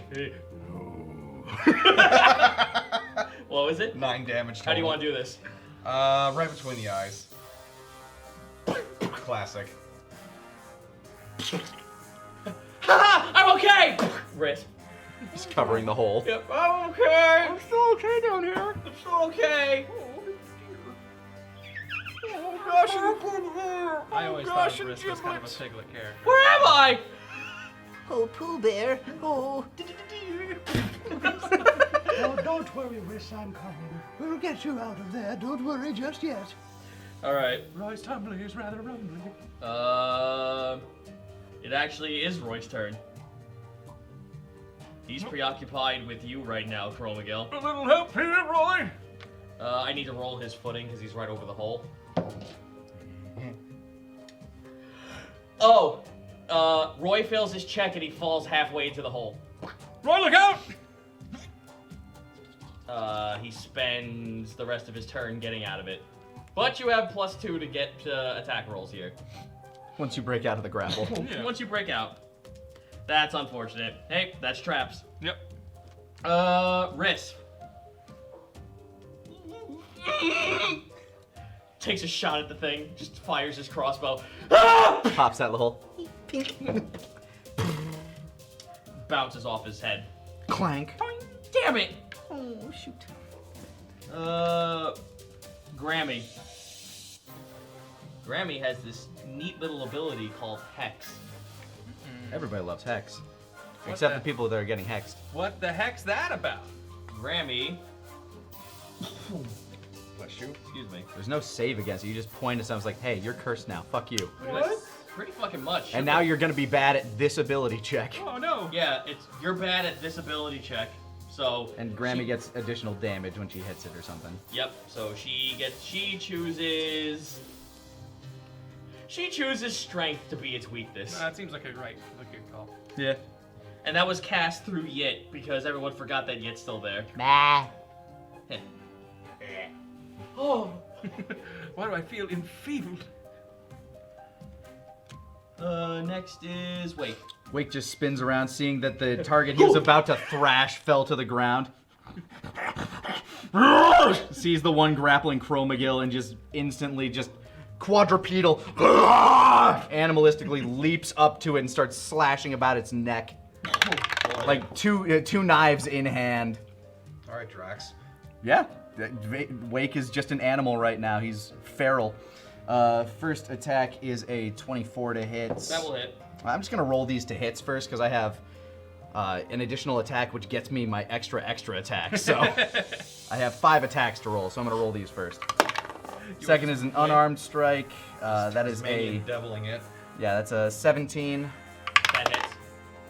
Third attack with a knife is a 19. That hits. And fourth and final attack is a natural 20. Nice. Okay. So, dagger time. 3 hits, last one is critical. Yep. First slice is 11. My second, just jab into the side of its face with my, I'm just barreling my teeth into its neck. That's another 11. Jesus! 3 6s in a row. That's All right. probably poignant. So The devil is here and he's helping us kill the demons. next knife slash as I'm digging into the back of its neck is another 11, and then the crit. 3, so double the dice is 6. Another 11 damage! Six, Just six, as six, I'm six. just biting and ripping and tearing at this thing's flesh. You guys ever see the video of the sharks eating whales? This is kind of what that's like. Yeah, that sounds like a nightmare. Tearing into Quite its a shoulder sight. and neck joints. Well, one of its pincers is gone. I need to roll 4 fucking saves against that. And he has disadvantage because of Grammy's hex, so roll to get out 4 times. Well, first roll. Alright, beat a 7, and you're in. Hey, I did it. Alright, you're free. You're free. You know what's great? That's my D20 from 3.5, the starter set. Nice. Nedra. She just, looks left and right. Hey, wait a minute. I used to do that, and you got mad at me! Don't worry, Nedra. He's under the the effects of a spell. I'm coming down.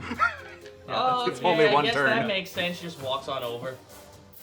Not gonna lie, I temporarily thought about trying to cast it on Nedra, and I realized that would maybe do more bad than Might good. be bad. That might be a really fucking bad idea. Oh no! She looks over at you, Wake. She's just like, well, we're gonna have to put him down. He's going a little too feral in that one. I'm coming. What? She hits you with her great club. Where am I? What am I? Hold up. The ultimate betrayal. She didn't mean to do this. I know. Wake's just kind of waking up. Where am I? What happened? Where did I do? Chromagil sees this and hears only that that Nedra might be a turncoat. He's like, oh no, it's happening! Why does my 13 points of bludgeoning damage. Okay. why does my mouth taste like A phosphorus? domino effect of miscommunication. Or sulfur. Does Nedra get an extra attack? Because that would be super. I believe. Pretty sure she does. She do. Bonk, bonk. She do. Gonna try again. Bonk on the hand. That 20s. There we go. Bonk on the hand. Max damage. Well, he's probably dead after all of this. I have to. So you watch as his fucking skull, like it's on his neck. Bonk on the hand. Boop. It's on the floor, all the way stretched down. What's left of his neck does not support the rest of it. Woo. Okay, that's Everyone roll a wisdom save. all the. 15. 12. 18. 12. Chromagil, you are feared. There is a fucking flash of red in your head. It gets like more crimson each time it flashes in your head. This is just that fucking same sense of dread you had. You are now facing the beast within as all the way in the back from where you guys started. Oh god, it's right on top of Grammy too. That's gonna be really fucking bad. I'm scrolling down. Something's coming.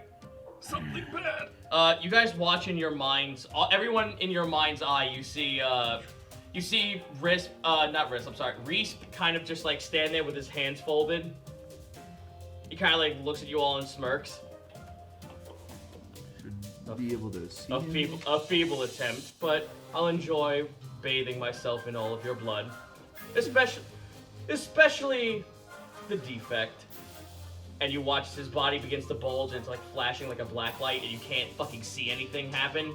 The man's just getting bigger and bigger and bigger and it's weighing down on your souls. Like you can feel the pressure of this thing pushing you all down. You all turn around. And there before you. And... Baylor. Baylor Demon. About time you showed yourself. Let me move Grammy. Let me move Grammy out of the way, because... Excuse me. yeah, I'm sorry. Well, I'll be Hey, this that looks that like you way. were here. Oh, that's your spot. Excuse me. I think you were here first. Welcome to the big bad, gentlemen. All right, we'll continue down the list. It's Chromagil's turn. I need you to roll me a wisdom save, or you must not be within 60 feet of this thing. All right. 21.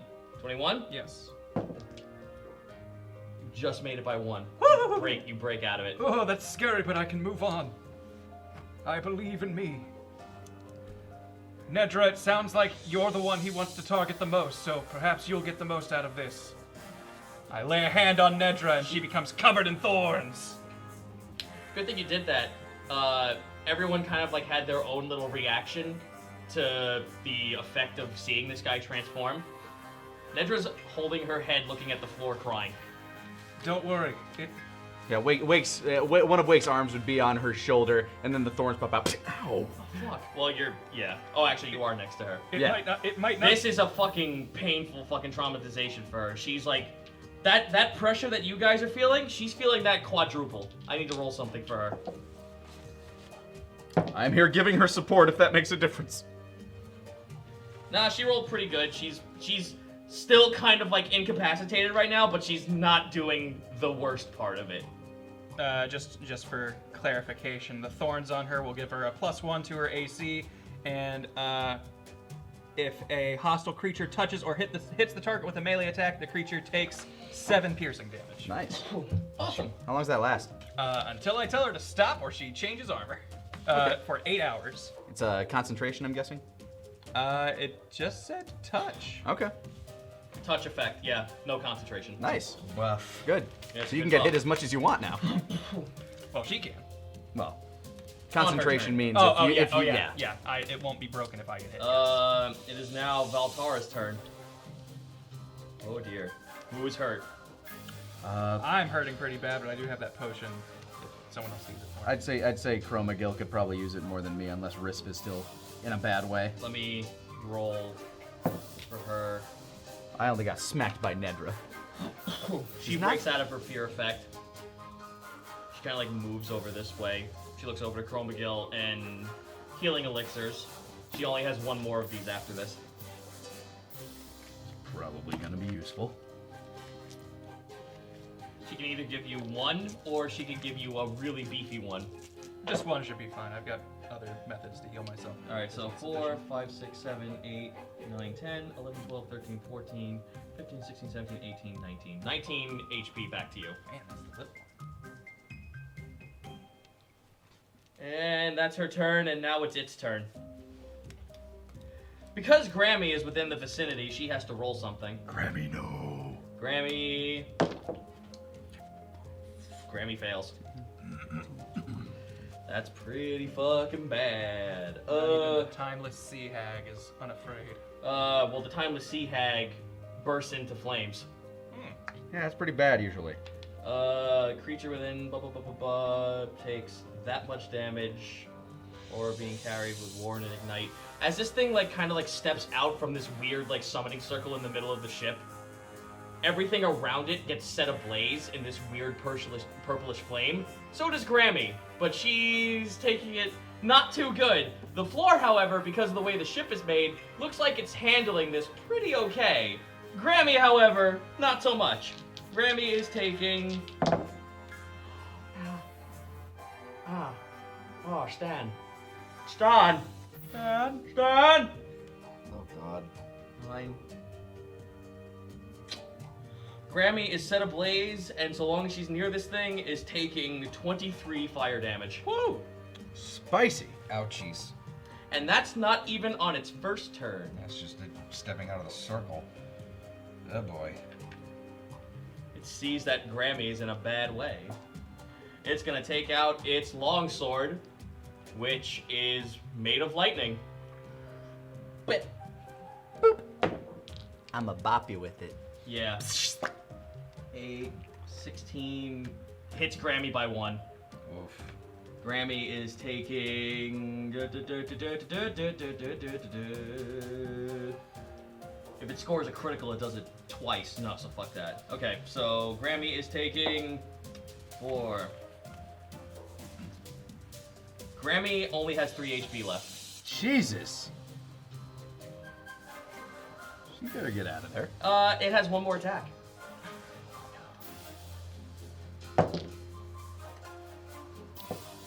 Okay, I need to roll how much damage she takes. Well, if it's more than 3, Well, it is more than 3, but there's also death saving. that's true. Because she's touching that now. Okay, so if she gets to half her HP, she is dead. Grammy hits the floor, and effectively Yit is no longer effective in battle. Oh boy. Grammy gets turned to ashes in front of us. Oh no, she's set aflame and hits the floor. She's not dead yet, she's Oh, unconscious. she's unconscious. You said dead. I got. Dead of flame. That is its turn. Actually, yeah, it is its turn. It used up all its actions. We're back up the list. Morgan, do something. I told you. No, once- I I know. fucking This told is. you guys. Once combat started, We are aware. We are fully aware. fucking wheels just fell out of my Morgan, hand. kill it in one go. Morgan, your turn. Well, okay, do me You are within 10 feet of this thing. Okay, you're fine. do me a favor. Can you get me 120 feet from it? I get it. I can get Can to you? as How far can He you can move? get in you turns? further. Yeah, how far can you run? Yeah, what's your run speed? Well, You're 30, right? 30. So Hold on. So that's 60. I can let's get you see, 60. You can get me 60. You can get like Hold on. Let me back see. here. Hold on. I gotta do some quick math in my head. Sorry, the math came out wrong. I'll put you back where you were. Put me. Bless you. Here, let me see. 5, 10, 15, 20, 25. Yeah, just put me at my maximum movement speed back. Put me 30 feet back. Okay. I'm gonna spend some ectoplasm to get my spell slot back. And I'm going to spend my highest spell slot, which is 5th level, for Forsaken Chains. Yes. There we go. The chains. That's 11 chains. Jesus Christ. That is 11 chains. You are gonna maximum wrap this guy up. So basically, Morgan just steps back. He pulls out the Departing and plunges it into the ground, sending violet necrotic chains towards him, pinning him down. You don't see chains. You see a skeleton hand grab him from the back of the spine. And it claws into him and makes the chains at the tips. I like this. I like this. Is that your turn? Yep, it's concentration. Now here's Roy. 11 chains, gentlemen. That's 11 of these. And all we gotta do is get him moving, right? Yep. I've got some I- things that force movement. I have things that force movement as well. Roy. Let's rip his spine out. Hopefully, he'll still probably have. Roy like, a dozen has eight. the ability Line Breaker, which, if he hits with Line Breaker, if he runs at something at full speed, he does double his attack and also pushes. That's my favorite position in football. However, we have to see if he can reach that far. Which, 1, 2, 3, 4, 5, 6. Nope, he can't reach. Okay. He can only get up to here. Hi. And his pseudopod does not reach, so unfortunately, all he can do is just ready in action. Wait, he has spell casting. Does he? Wait, double check. Let me double check. Nah, he would have. Oh wait, he does have spells. Oh, he has slow thinking. Gonna roll. He holds his hammer up, and you watch as the end of the hammer that has the little mimic on it. It makes this weird, colorful ray come out of the eye socket of where the keyhole should be. It lets out a weird, shrieking yell and lets out a colorful ray at this thing. And wisdom save on this creature. Holy shit, Roy got it. Nice. Do it, my boy. So the effects of slow thinking mean that this lad now runs from now until the end of Roy's next turn. Every skill check runs at disadvantage. Nice. Sweet. That's that is gonna good. come in handy. Good, Roy.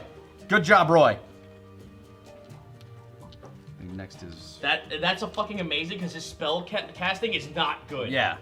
That was such fucking luck. Risk. Risk needs to roll for his fear.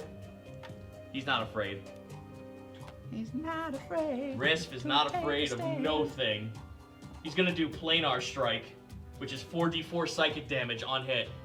You dare challenge a god? He nat 20s. Holy shit. Go, Risk. Risk has had enough of this shit. You watch as his fucking hand holds up and that fucking aura appears around his wrist. His entire hand disappears. From above it, there's a psychic spike of cloud. And you see Risk's fist the size of the Baylor demon. BAM!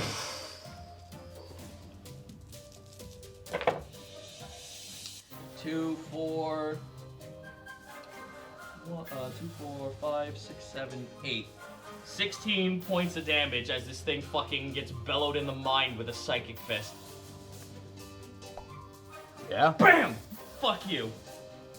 Next is Rami. Gotta roll a death saving throw for her. Save.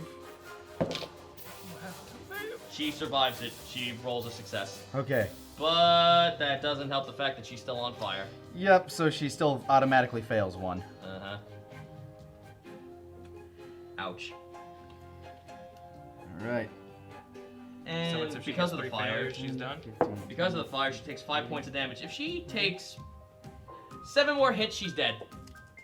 Well, Seven more damage. 7 more damage, she's dead. 2 more hits and she's dead. Because 2 more hits, any she's hit dead. is an automatic fail. 7 more, and she's just dead. Okay. All right. Wake, you're up. Wake sprints over to this side, seeing Grammy in dire straits right now. He's never seen her even wince or react in pain, but he's seen her collapse now.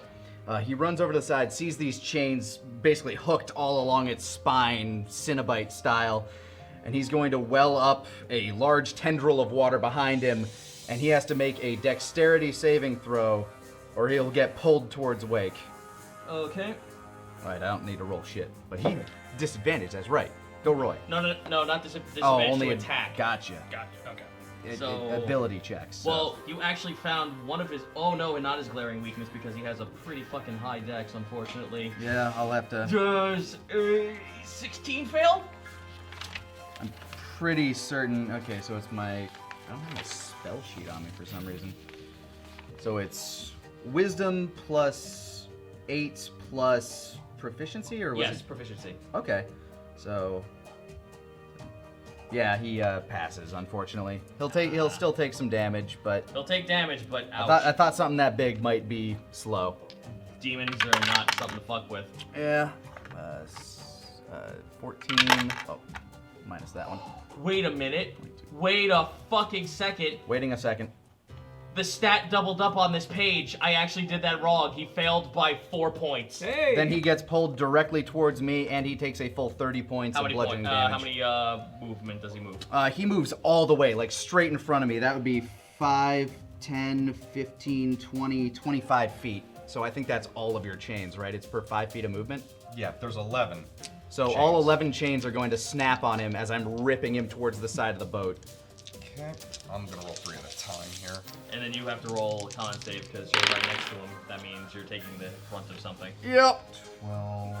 That's 19. Well, let's I'll do let this first. resolve Yeah. first. Let this resolve first. So he's taking 30 bludgeoning from the massive water tendril that I'm ripping him away from Grammy with. 19. So 19, 16. That's 6 Where the chains. fuck is my pencil? Oh, here it is. Oh wait, I should have been rolling d10s. Those were d8s. Wait, then how did I get 30? Oh, it should have been 20. Sorry, let me re-roll the 10s. I'm gonna write this down. 7, 17, Then 19. 24. 24 points of bludgeoning damage it should have Okay, been. that's still nothing to sneeze at. Yeah. 2. Last 2. Yeah. Plus 12. So 16, 19, 27, 12. 16 plus 19 plus 27 plus 12. Hold on. Because you said that's 11 chains. Mm-hmm. So let me do the calculating. 16 plus 19 19 plus 27 plus 27 plus 12. plus 3, 6, 9, 2, 11 12. chains. 74 points of damage. Damn. Morgan, yeah. So as you're pulling this thing towards you, it's so hard to resist you, but then it feels a fucking spectral pain in its spine. The hand doesn't move with it, but you hear the screaming of the damned as it's being pulsed out of him, and almost like chains, like almost his flesh is getting wrapped into the chain as he's being pulled away, and the flesh is being grabbed and sucked into the hand, and it becomes a part of the hand. Mm-hmm. All of his flesh that ripped out of his back now becomes part of the hand. And then it fucking implodes and it's all gone from his body. Now I'll make a con save. He is still alive though. Oh, I'm sure he Yeah. is. He seems quite beefy. Con save is a 17. Hold on, I gotta do the math here for this thing. Okay. I feel the searing heat as he moves What is it- towards what me. was it again? 17 was my save. You fail, unfortunately. Motherfucker, that's a high save. You take 3d6 fire damage. Anytime you stand within him 5 feet, you take 3d6 fire damage. 6, 7, 8, 9. Is that from now on, or do I need to make a con save You every keep time? making the con save. Okay. So 11, 12, 13, 14, 15, 16, 17, 18. 18 points of fire damage. All right. Wake's starting to smell like a red lobster. Yeah, but he's on fire right now. Everything that is within his vicinity gets ignited into flame. So, you pulled him away from Grammy, which was my Grammy. primary goal outside of, ripping Nedra. spirit chunks out of him. Nedra fails her save and needs to run away. She needs to be at least 60 feet away from this thing. So let me do. Where are you? Here's the ruler. Yeah, she needs to move. Unfortunately, that means she's been pretty fucking nerfed out of the fight. It's okay to be afraid. She is fucking scared. Everybody shitless. needs to know that it's okay to feel feelings. She is scared shitless. That is her turn. Chromagil. All right. I'm gonna think over what I'm gonna do here. First of all, I need to get hit. I need to move so I can get in range of. Oh, I did not mean to grab you, Morgan. Just me, please. There you go. 1, 2, 3, 4. Actually, I'm gonna get this close. All right. At this distance, I begin casting a new spell. Do you now? I begin bringing up Stone Hands. Stone? That's a fucking River City Ransom move. A hand of stone erupts It from the is, point of yeah. the ground or another solid surface, such as a stone wall, within range or within 5 feet of your target, and then reaches out for it. If the target is a creature, it must succeed on a dex saving throw or take 2d8 bludgeoning damage and become restrained. So I'm guessing those stone pillars at its side are what you're aiming Pretty at. much, yeah. It fucking fails miserably. Ooh, all right. Nice. So that's 2d8s right there. So let's go ahead and do that. That is 9 damage on him. And until the spell ends, I can use my bonus action on each of my subsequent turns to cause this damage again. Action. You have a bonus action. I do. However, for this bonus action, I'm not going to spend it quite yet. On this bonus action, I'm going to wreath him in my my Warden's Fire, so I can get a better look at him and get a bunch of reactions off of him. All right. When he does shit. But he is now wreathed in my Fairy Flame, and that's my turn. All right. Or Warden Flame, sorry. Next up is Valtara. She knows what she's doing, but she's got to break a fear, so hopefully she gets this, or else she's gonna. There's Grammy's fucking dead. Do they have to break fear every turn? Holy shit. It's one of the legendary effects of this thing. Ah. Failed. Oh no. Well, as long as Grammy saves. Hold on. She might. That doesn't remove her from actually doing an action. Just means she has to get the fuck away Yeah, from she it. just has to get the fuck away. Which spends movement. Yeah, so she gets to the side of the ship. Let me double check the snap to center. God damn it, I hate this fucking trackpad piece of shit. It's pretty, yeah. It's pretty bad. Ah! Roll 20 is tough on, even with a mouse sometimes. Yeah. Oh, she's not away enough. She has to get further back. Oh. Like, yeah, there. Oh no. Alright. Bless you. Don't hide from others, that's stupid. Just out of reach! Oh my god. Just out of reach! She can't cast Healing Elixir, she's just out of reach. Fucking ouch. She can try to shoot it. No, she can't shoot it with the pistol, there's too many people in the way. It wouldn't reach anyway. Now it's its turn. Oh god. Hi. It sees you. I'm sweating. I have a glowing ghost hand. My hair is swooshing about the hot breeze.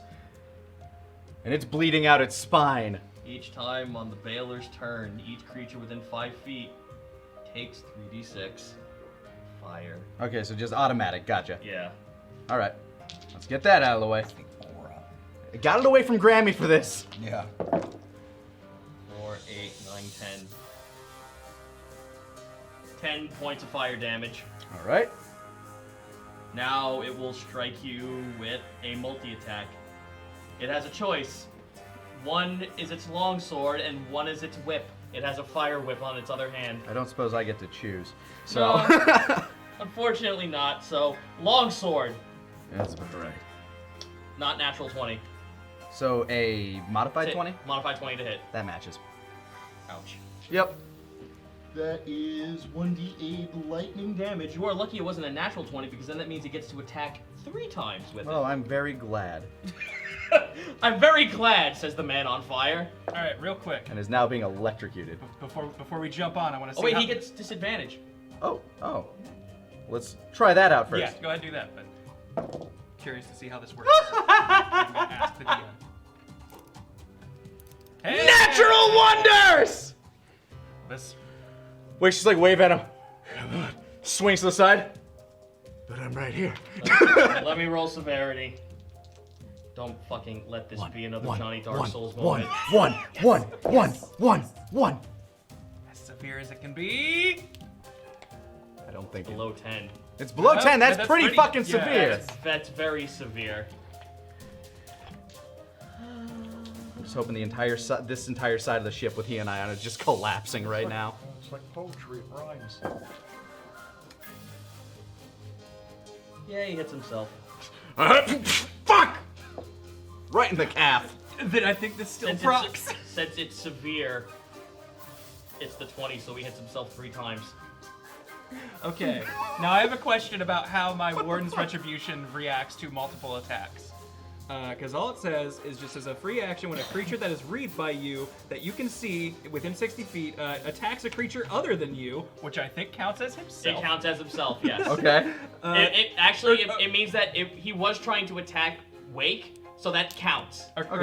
Sorry. Okay, actually, I'm answering my own question because I only get one reaction, right? Yes. Yes, one reaction per turn. So I get one reaction then. Yes. But I can use this feature on him doing this. So I'll let him beat himself up, and then he gets a little extra sugar on top from me. So Wick's just dodging out of the way as he's swinging this thing wildly and bashing himself. Ow! Damn it, son of a...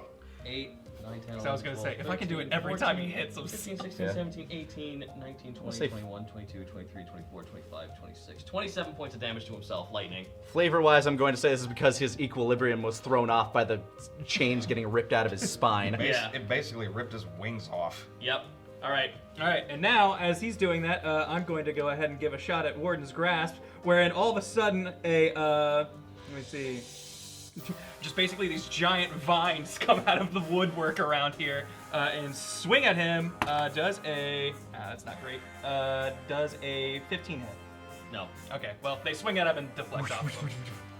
Or burned to cinders before they can touch him. That's Yeah, it. unfortunately. It's not super strong when it gets in there. Whoa, game, I did not want to pick Ziyaka. What the fuck? No, she's here!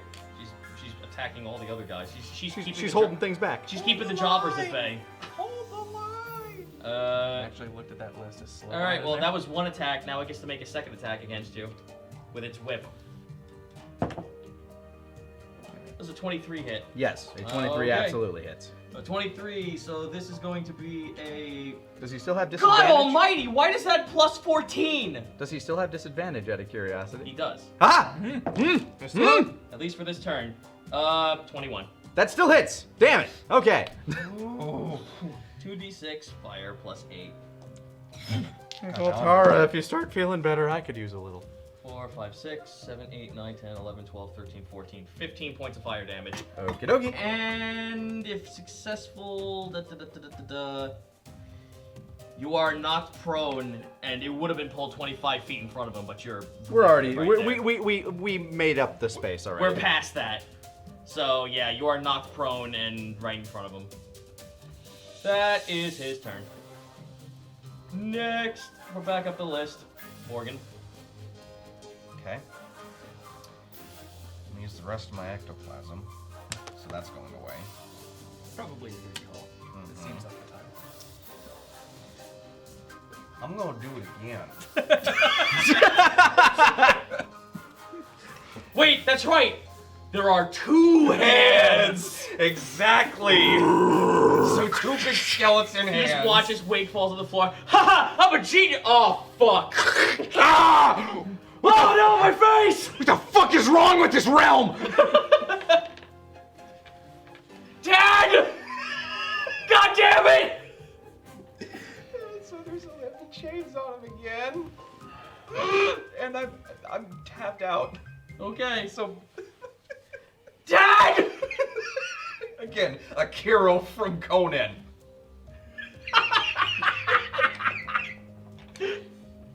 alright, here's Roy. Now here's Roy. Roy, can you do that thing again? Nah, probably be too much luck involved. Never know. I'm gonna roll for his legendary action against him. Nope, Roy fucking beats it with flying colors.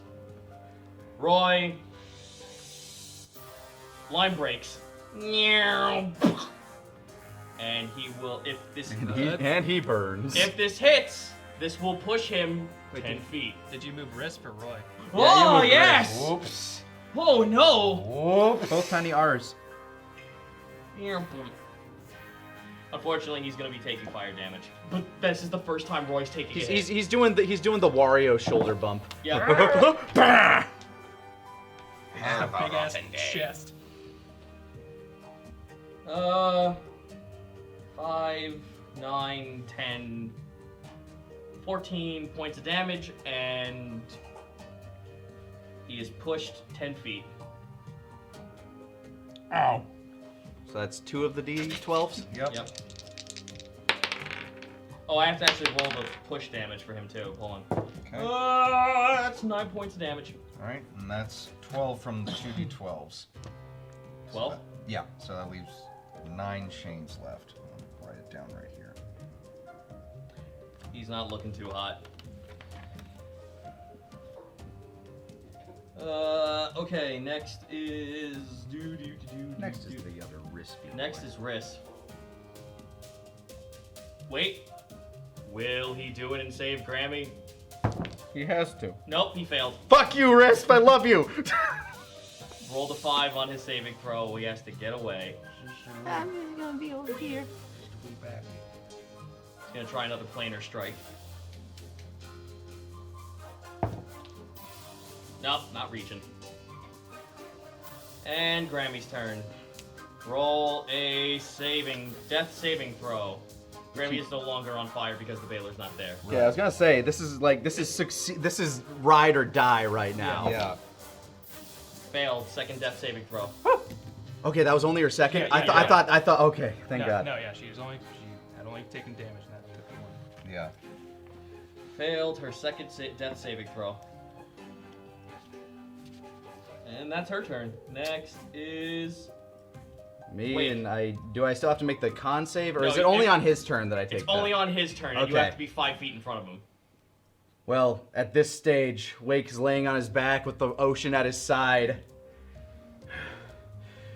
You fucked with the wrong realm. Hydroken! You do it with disadvantage, you're prone. It's an athletics check, right? If not, I'll just do a kip up real quick because that only takes half my movement. Yeah. Kip up. No, I don't do a kip up. I jump in the air. The ocean rises up behind me. And this is really stupid because it is a combating athletics check against a Baylor demon. But if it works, it pushes him. It no longer gets disadvantage to attack this turn, too. We'll deal with that. I challenge thee! Go, Wake. It's not a nat 20, but it is a 19 on the die. Fucking beats it with flying colors. Hold on, 19 on the die. It is a 25. 15, 16, 17, 18, 19, 20, 21, 22, 23, by 1. By 1, I win? Yes. Yes! It pushes him 60 feet! Oh, damn. That is the rest of those! Yep. And I don't know what damage the Hydroken does because I don't think we ever discussed it. I said force. Okay, so it does force damage. I don't... Bludgeoning at this point. Yeah, but I don't think we ever discussed what dice it rolls. number? Roll me a d12. Alright, so hold on. Full damage, 12. Nice. Let's see, 7, another 10. It's 20 total right now, last 3.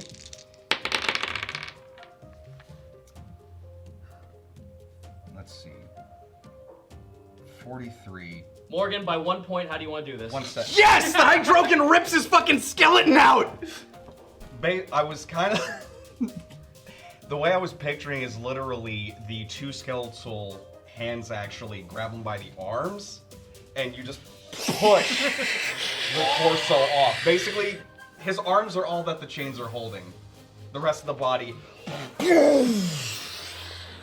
Light exudes from the Baylor Demon's mouth. You watch as he's sitting, like, you watch as he's now just, like, standing there, like, fucking awestruck with his arms kind of ripped off. They start flapping in, like, this weird, like, artificial wind until finally they start, like, melting away in ash. He is, like, looking up at the sky screaming. The beam of light escapes out of his mouth and it hits the fucking black sun in the middle of the sky. When you get back to hell, tell him the Wonder sent ya. The sun cracks, splits apart, and this man explodes, and there's a beaming source of light that covers the entire arena. That's where we'll end the session. And with that, all we have left is an epilogue next week. Oh my gosh. And of course, dealing with his dad. That's a whole other ball of wax, but I want to point this out. I had 5 hit points. If I had to make another save there, I probably would have died. Oh! I'm so glad those gauntlets existed. Oh! By 1 point. You did it. When in doubt, chain them up. Oh. Oh yeah. It is done! MVP those chains though. And I think we're going to save like a big fan art thing for next week too. Just go through. Yes. Next week is going to be, we finish up this war, and then we epilogue because we have to figure out where we end up, Yeah. and then we Here's the celebrate everything. Here's the thing about this is that now I can write a proper ending. That is literally this whole entire fight was so I could write a proper ending. So you can know who made it out, which it looks like at this point everybody. Grammy still has Grammy's- to recover. Grammy's But, in pain, but I think we've obliterated our threat so we could get over there and be dumping healing yeah, potions on Wake it. collapses back down as like a sizzling fried fish back on the deck as the sun gleams around. Oh, Thank chat. you so much for joining us here, Wonders. And Chat. Holy shit. Jesus. And we will see you next time for the final edition of the Natural Wonders. Oh. Later, Wonders.